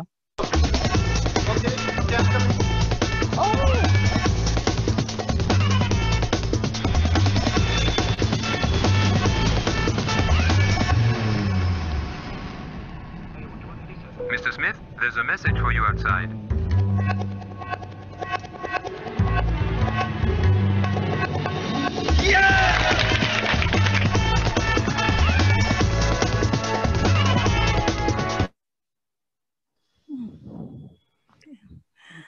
बेसिकली जर एखादा चेंज आपण पॉझिटिव्हली कन्वर्ट केला तर कसं एखादी सिच्युएशनचा वापर करून आपण सडनली एक पॉझिटिव्ह आउटकम घेऊ शकतो की ज्या व्यक्तीला सर्वात महत्वाची त्यावेळी ऐकायची जी गोष्ट होती ती आणि maybe it's a symbolic advertisement पण change leadership I think plays very very important role. ती त्यांना कन्वे करता आली त्या चेंज पॉझिटिव्हिटी मधून. Correct. Yes yes yes. So you are a very good listener. तू सगळ्यांचं शांतपणे ऐकून घेतोस, प्रत्येकाच्या मताला प्राधान्यही देतोस आणि कुणालाही न दुखवता स्वतःची मतं छान दुसऱ्याला कन्व्हिन्सही करतोस. पण हेच या खरं गुड लिडरशिपचं मागचं गमक असावं. ओके. तुझ्या फॉरेन तू देश विदेशात काही कामानिमित्त फिरत असतोस, तुझं तिथलं काही वर्क कल्चर किंवा तिकडचे काही अनुभव आमच्याशी शेअर करू शकशील का? वेगवेगळ्या देशातलं वर्क कल्चर आणि आपल्या ह्याच्यातलं वर्क कल्चर, ह्याच्यात कसा फरक आहे आणि काय? आय थिंक खूप फरक आहे आणि ऍक्च्युली आपण पहिले पॉझिटिव्ह पण आहेत आणि काही गोष्टी ऑब्व्हियसली आपल्याला शिकायसाठी पण आहेत. आय थिंक पॉझिटिव्ह गोष्टींमध्ये आय थिंक आपण भारतीयांबद्दल खूप चांगला रिस्पेक्ट आपण डिलिव्हर करतो. आपण खूप टॅलेंटेड लोक आहोत. तसं इन जनरल बाहेरच्या देशांमध्ये खूप बिलीफ आहे की Indians are sort of brainy आणि खूप त्यांनी एखादं काम दिलं तर ते डेफिनेटली सक्सेसफुल करून दाखवतील आणि त्यांना जर आपण प्रॉपरली जर लागणारे पैसे किंवा हे दिलं तर definitely Indians they sort of excel त्यांच्या कामामध्ये. इंडियन्स प्ले टू विन असं प्रकारे म्हणतात युजली. किंवा आपण इंग्लिश आपलं खूप चांगलं आहे तर इंग्लिशची कमांड इज आपलं खूप पॉझिटिव्ह. आपण बाहेरच्या जगात गेलं तर बऱ्याचशा पॉझिटिव्ह गोष्टी आहेत. पण काही काही गोष्टी ऑब्व्हियसली चॅलेंजिंग पण असतात की आपल्याला ते खूप ॲरोगंट समजतात बाहेरच्या देशामध्ये की Indians actually are very competitive, arrogant आणि आपला जो पॉईंट ऑफ व्ह्यू आहे तो आपण खूप फाडकन बोलून दाखवतो. आपण दुसऱ्यांच्या माणसाचं ऐकून त्याच्या भावनांचा विचार करून आपला विचार मांडत नाही. तर हे खूप वेळा जाणवतं आणि ते आपले जे स्पेशली जर काही आणि बरे वेगळे देश वेगळ्या लेवलचे म्हणजे इंडिया आपण एशिया बघितलं तर south east Asia, Indonesia, Philippines, Malaysia इकडे खूप सॉफ्ट स्पोकन माणसं असतात. वाईल युरोपमधली माणसं असतात एकदम कट थ्रोट असतात आणि अमेरिकेतली माणसं खूप ॲरोगंट इन जनरल असायचे चान्सेस असतात. तर आय थिंक वेगळ्या कल्चर्स मधले वेगवेगळे आहेत आणि त्यांच्या आपल्याला बघायचा दृष्टिकोन त्यांच्या बॅकग्राऊंडमध्ये डिपेंड असणार आहे. तर आपण जर जाऊन एखादा खूप फोर्सफुली बोललं एशियन कंट्रीजमध्ये दे विल फील की खूप डॉमिनंट करायचा ट्राय करतोय. आपण युरोपमध्ये जाऊन जर टू द पॉईंट बोललो नाही तर ते म्हणतील की हा गोल गोल गोल गोल करतो, ऍक्च्युली टू द पॉईंट येतच नाहीये. तर बेसिकली आपण अमेरिकेमध्ये सॉफ्ट स्पोकन बोललो तर अमेरिकन आपल्याला पटकन खाऊन टाकतील कारण they are by design they are very arrogant people. So I think one is basically आपल्या काही काही निगेटिव्ह आहेत ते आपण सांभाळले पाहिजेत आपल्या बाहेरच्या देशात हे करताना. आपण खूप वर्कहॉलिक होत असं पण वाटतं कधी कधी की आपण खूपच कामाला जास्त महत्व देतो. आय थिंक बाहेरच्या देशांमध्ये खूप पर्सनल लाईफला बॅलन्स खूप छान करतात. इतर गोष्टींना त्यांच्या म्हणजे आपण बघितलं की ते खूप they will close office at water time म्हणजे 4 वाजता बंद तर 4 वाजता बंद, त्याच्यानंतर they are into their family life. I think काय काय गोष्टी मे बी त्यांचं वर्क स्ट्रेच कमी घेतात ते म्हणून असेल म्हणा पण ते पर्सनल डिसिप्लिन खूप छान आहे. आता कोविडमध्ये बघितलं आपण बाकी कंट्रीज आता कोविडमध्ये ऑलमोस्ट बाहेर यायला प्रयत्न करतात झालेला आहे. चायना पूर्ण नॉर्मल आहे. UK आणि अमेरिकेतल्या स्कूल्स सुरू उघडलेले आहेत. पण त्याचं मुळात कारण आहे की तिथे सोशल डिसिप्लिन आहे आणि आय थिंक भारतामध्ये सोशल डिसिप्लिन खूप आपलं कमी आहे.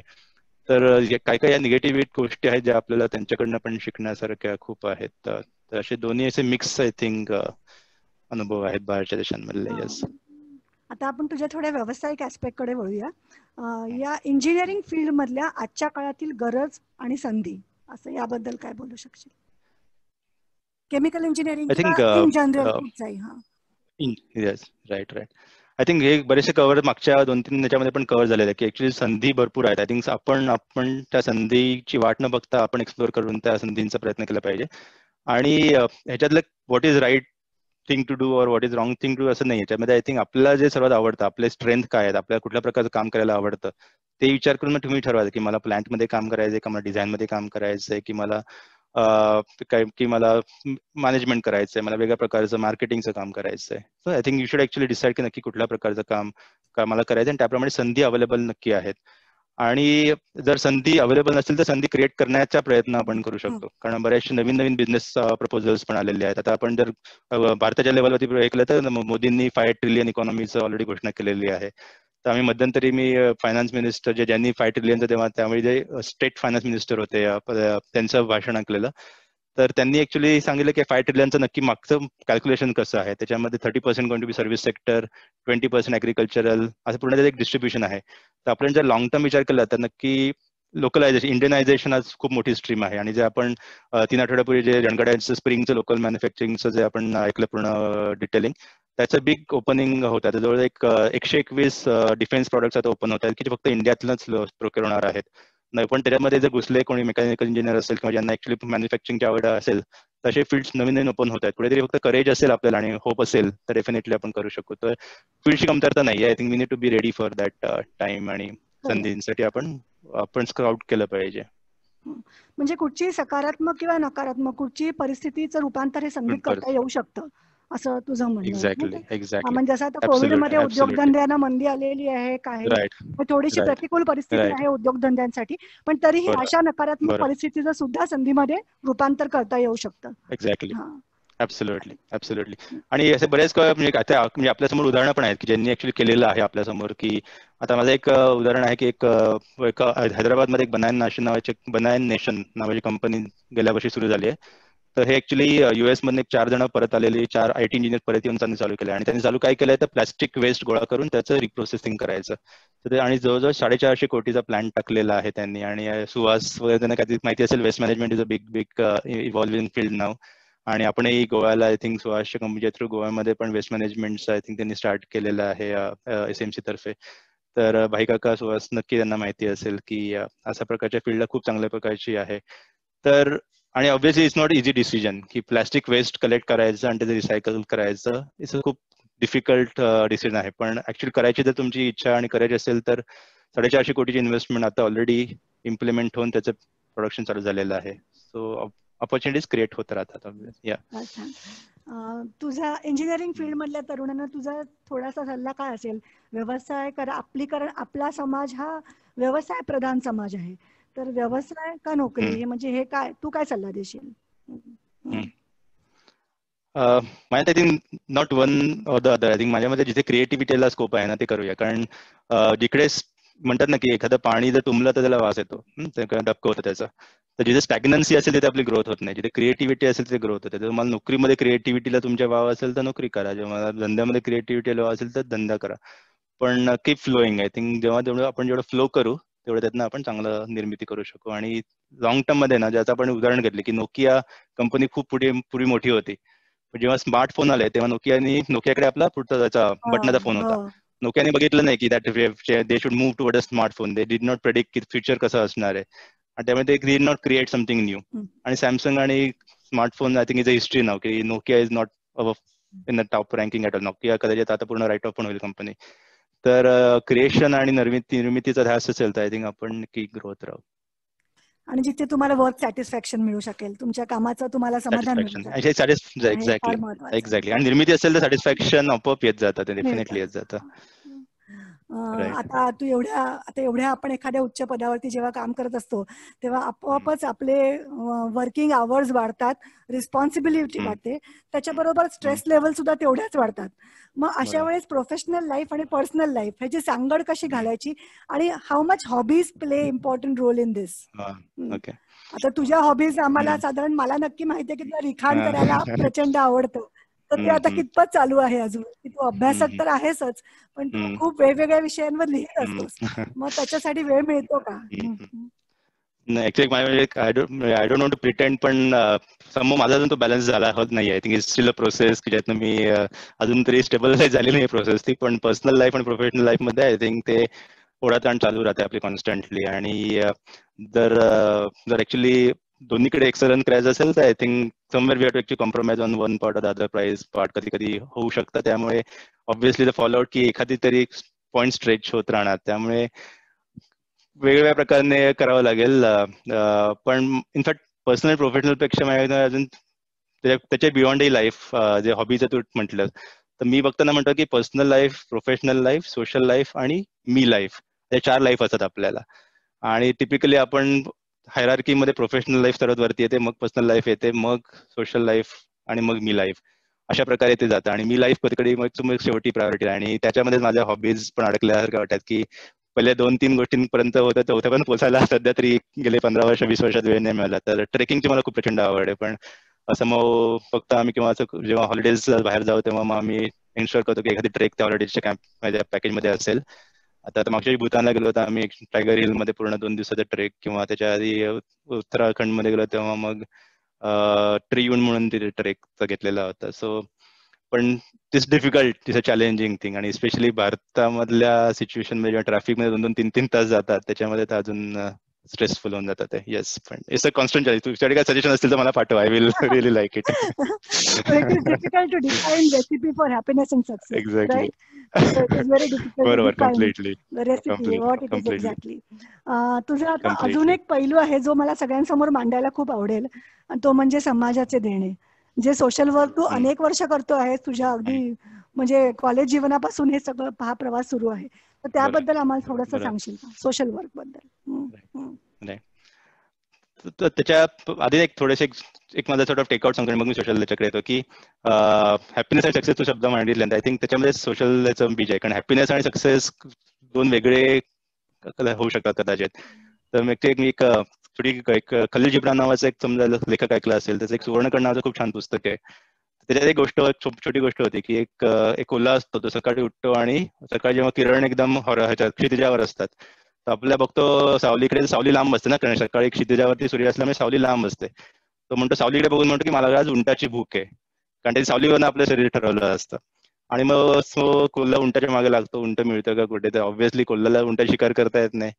आणि दुपार होते तोपर्यंत मध्यान्नाचा सूर्य डोक्यावरती आला असतो, आणि मग बघतो की आपली सावली तर छोटी आहे, आणि तो म्हणतो की मला आय एम हॅपी विथ, उंदरावरती पण मी खुश होईन म्हणून. तर शेवटी आय थिंक हॅपीनेस असं आहे, आपण आपल्या एक्सपेक्टेशन हॅपीनेस ठरवत असतो. आणि जर त्याच्यामध्ये आपला कोल्हा होऊ नये की आपल्या सावलीवरनं आपण आपली भूक ठरवू नये, आय थिंक ह्याची कुठेतरी जाणीव मला सोशल वर्कने दिली की social, I don't C call it social work, I think it was just it's a social experience म्हणतो मी त्याला, की त्या समोर त्या अनुभवातनं खूप चांगल्या प्रकारचं मला अनुभव शिकायला मिळाला. आणि जेव्हा पहिल्यांदा मी एका वनवासी कला आश्रमामध्ये, मी 10वीतली गोष्ट आहे, जेव्हा 10वी झाल्यानंतर आम्ही एका वनवासी कला आश्रमात गेलो, तेव्हा त्याचा फर्स्ट टाइम मला वनवासी कला आश्रमातलं त्या आदिवासी मुलांबरोबर राहायचा एक अनुभव मिळाला होता.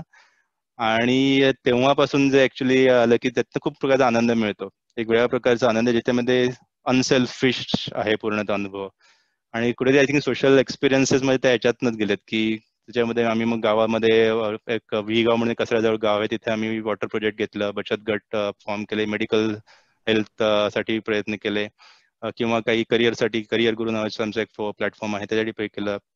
आमची एक विवेकानंद सेवा मंडळ नावाची संस्था, त्याच्यामधनं आम्ही सगळं काम करतो. ती संस्था डोंबिवलीमध्ये आहे, आणि आमची GroundPlus2 एक मोठं सेंटर आहे तिथे. मग आमचं स्टडी सेंटर आहे, ज्यांच्या घरी अभ्यास करायला जागा नाही त्यांना तिथे अभ्यास करायची सोय आहे, लायब्ररी चालवतो, आणि तिकडनं सगळे प्रोजेक्ट्स आमची सध्या चालतात. आणि मोस्टली फोकस हा रुरल एरियावरतीच आहे, आणि त्यांची कॅपॅबिलिटी आणि त्यांना कसं आपण पुढच्या जनरेशनला त्यांना कसं हेल्प करू शकू, म्हणजे शिक्षणावरती खूप फोकस आहे. मध्यंतरी आम्ही कोविडसाठी पण एक गुगल पे थ्रू लोकांना मदत करण्याचा पण इनिशिएटिव्ह सुरू केलेला होता, की ज्यांना गरजू इमिग्रंट लेबर्स आहेत, ज्यांना डेली वेजेस मिळत नाहीत, ते जाऊन दुकानातनं विकत घेतील गोष्टी आणि आम्ही पैसे गुगल पेच्या थ्रू त्यांना पैसे दुकानदाराला ट्रान्सफर करू. अशा प्रकारचे ते जवळजवळ 5,500 लोकांना आम्ही कोविडच्या दरम्यान त्यांच्या डेली खाण्यासाठी मदत केलेली होती. तर आय थिंक ओव्हरऑल सोशल हे, पण for me is the whole takeout is की ह्या अनुभवातनं खूप स्वतःला पण खूप आनंद मिळाला आणि स्वतःला घडायला मिळालं. तर I don't see this as I am doing something for others, दुसऱ्यांसाठी काय सोशल समाजासाठी करतो असं मी तर बघत नाही. आय थिंक ह्याच्यानं आपणच एक वेगळा अनुभव मिळतात आणि त्यातनं आपण एक वेगळ्या प्रकारची आपली सेन्सिटिव्हिटी जागृत राहते. आणि शेवटी म्हणजे जेव्हा आपण बऱ्याच वेळा तुम्ही म्हणजे तू दीपा, तू किंवा भाईकाका, जेव्हा तुम्ही प्रतापगडावरती आपल्या दरवर्षी जे देवीचा कार्यक्रम असतो तेव्हा 8 दिवस जेव्हा सगळ्यांना भाकरी आणि वाटता, तेव्हा ज्या प्रकारचा आनंद चेहऱ्यावर बघतो, I think that something is also social experience to my mind. I think कधीतरी ते अनसेल्फिश गोष्टीमधनं सर्वात आपला हायेस्ट ऑफ हॅपीनेस मिळतो कसं वाटतं, आणि success becomes very small compared to that happiness perhaps. त्याची तुलना कशाशी होऊ शकत नाही, हे खरं आहे. आणि ज्या प्रकारे तू तुझ्या अनेक किस्स्यांमधून तुझ्या आयडियाज आमच्यापर्यंत पोहोचवतोयस आणि आम्हाला कन्व्हे करतोयस, त्याप्रमाणे तुझी कन्व्हिन्सिंग पॉवर खूपच छान आहे, आम्हाला सगळ्यांनाच कळून चुकली आहे. आता आपण एक छोटासा गेम खेळणार आहोत तुझ्या बरोबर. तर मी एक थोडेसे रॅपिड फायर म्हणून एक थोडेसे प्रश्न तुला पटकन विचारते. तर तुला 2 पैकी एक ऑप्शन निवडायचा आहे त्यातला, आणि वेळ न घालवता लगेच उत्तर द्यायचं. नेदरलँड्स की इंडिया? Netherlands, India? दोन्ही. एक Okay. कर्मभूमी, एक ज्ञानभूमी आहे. दशमी तिळकुट का पिझ्झा? दशमी एनी टाइम. नाटक का सिनेमा? नाटक. माणसं जिवंत असतात तिकडे. बीच का mountains? Mountain. I like height. Okay. Texting का टॉकिंग? टेक्स्टिंग. लिखाण आवडतं जास्त बोलण्यापेक्षा. ओके. क्लासिकल का रॉक म्युझिक? क्लासिकल का rock? I like rocking classically. Background music classical पाहिजे, पण आयुष्यात रॉक केलं पाहिजे. किंडल का बुक? फिजिकल बुक हातात का Kindle? Book. Book. Book. Book. Gym का वॉक? संध्याकाळचा वॉक का gym? Walk. Walk. Okay. Fresh air, फिरती हवा, खेळती हवा. ओके. टी का कॉफी? चहा. टी. ओके. टपरी टी. टपरी T. Very good. And last but not the list, what would you like your team, what the one word, at least one word that you would like to know about your team is calling you? I think cool. Cool. Okay. Cool boss माझा. Cool boss. Very good. So आपल्या गप्पांमधून तू जेवढा कळलास त्याच्यावरून ह्याच्यातून सुद्धा तू बराच, या आपल्या छोट्याशा गेम मधून सुद्धा तू बराच उलगडत गेलायस आम्हाला. या आपल्या आजच्या गप्पांमधून उलगडलेला अनिकेत म्हणजे एक साधं सरळ व्यक्तिमत्व आहे, ज्याचे हात उंच आभाळाला टेकले आहेत पण पाय मात्र आपल्याच मातीत घट्ट रोवलेले आहेत. पण मी इकडे अनिकेतचे एक सर म्हणू शकतो आपण, फिलॉसॉफर, फ्रेंड, गाईड म्हणू शकतो, नाखरे सर. राईट अनिकेत? ते तुझे गुरु आहेत. तुझे गुरु, फिलॉसॉफर, काही म्हणू शकतोस, तू गाईड आहे. तर त्यांनी त्याच्याविषयी लिहिलेलं एक छोटासा पॅरेग्राफ आहे. त्याचं खरंच त्यांनी फारच मोठं लिहिलंय, पण आपल्या वेळेच्या अभावी मी तुम्हाला एक छोटासा त्यातला पॅरेग्राफ वाचून दाखवणार आहे.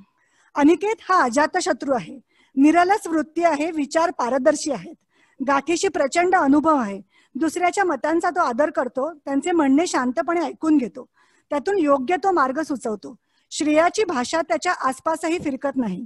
या सर्व गुणांमुळे तो सर्वांनाच प्रिय आहे. वादविवाद, चर्चा, भांडणे, रागवणे ह्याचे त्याला मुळातच वावडे आहे. त्याच्या आईचा अनी हा आमच्या कार्यकर्त्यांचा मुकुटमणी आहे. या एवढ्या एका पॅरेग्राफ मध्येच आपल्याला कळून चुकलंय की आपल्या एखाद्या गुरुची अशी शाबासकी मिळणं म्हणजे त्याच्यापेक्षा अत्युच्च मोठी पावती काय असू शकत नाही. त्याच्यामुळे Aniket thank you very much. I hope बाकी सगळ्यांना सुद्धा आपल्या गप्पांमधून खूप मजा आली असेल, आणि मला तर खूपच मजा आली तुझ्याशी गप्पा मारताना आणि सगळं जाणून घेताना. हिस्ट्री झाला पण मजा आली, मला पण एकदम आवडलं.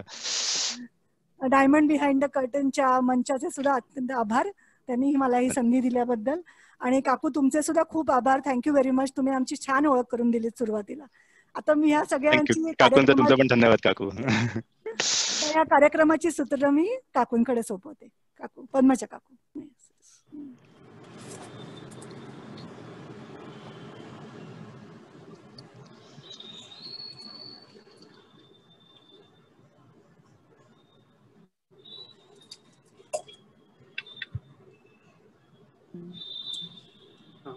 हॅलो,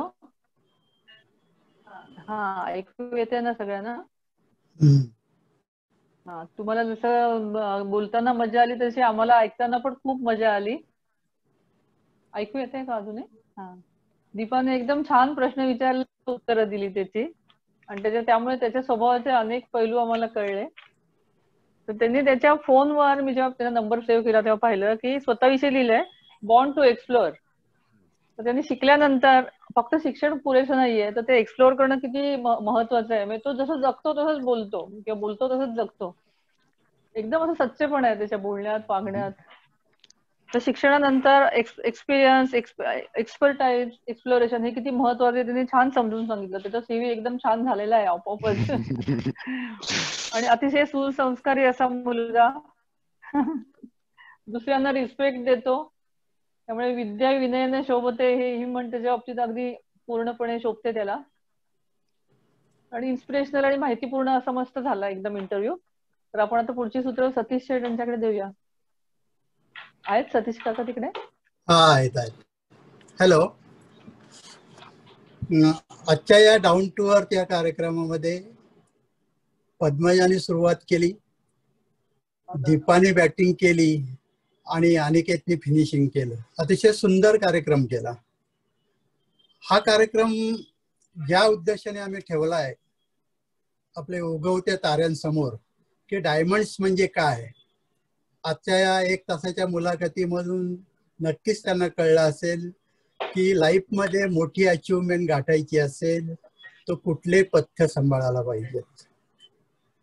छान सांगितलं की क्वांटिटीपेक्षा क्वालिटीला महत्व द्या प्रोडक्शन मध्ये. आणि अर्जुनाची जाता आता तुम्ही एक गोष्ट सांगितलीत महाभारतातली, की 2 कुठल्या तरी चांगल्या गोष्टी आणि 2 कुठल्या खराब गोष्टी आहेत.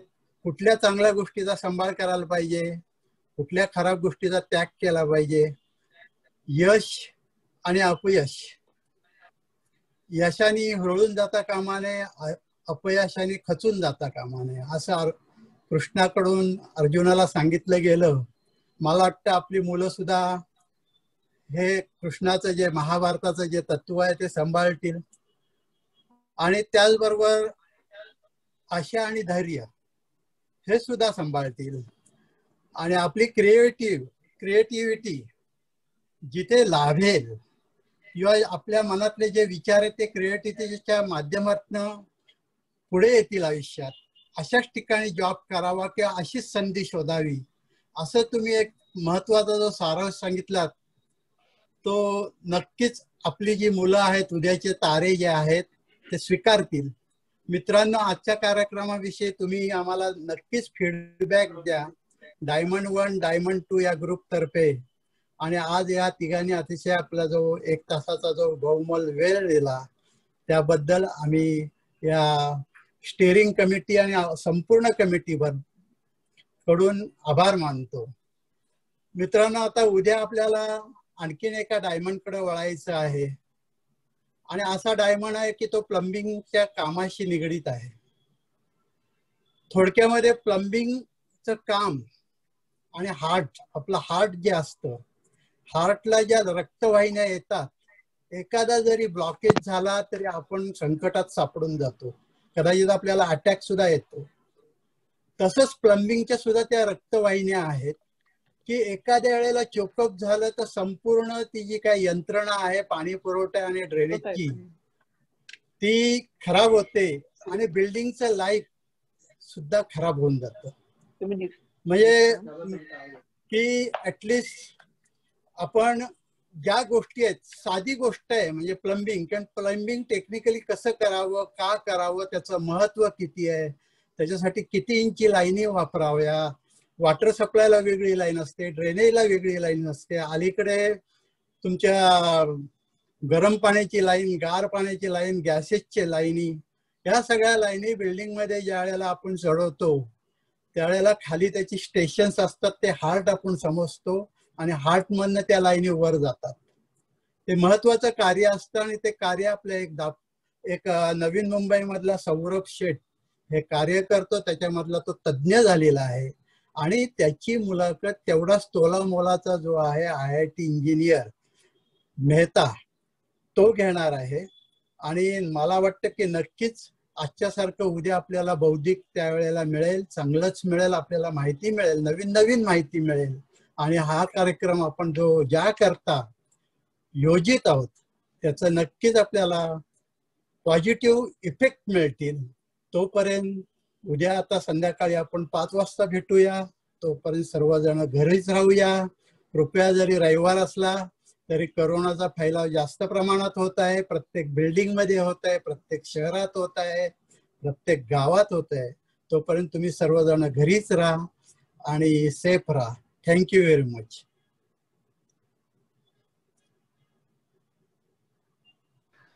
नितीन, हो थँक्यू. तुमच्याकडे कार्यक्रमाची सूत्र संपवतो आणि जरा आपला ते हे कधी येणार आहे YouTube वर कार्यक्रम तेवढा जरा उद्या आपण आजची जी वाक्य टाकलीत कार्यक्रमाच्या ह्या सुरुवातीच्या स्वागत गीतची खूप छान वाटली.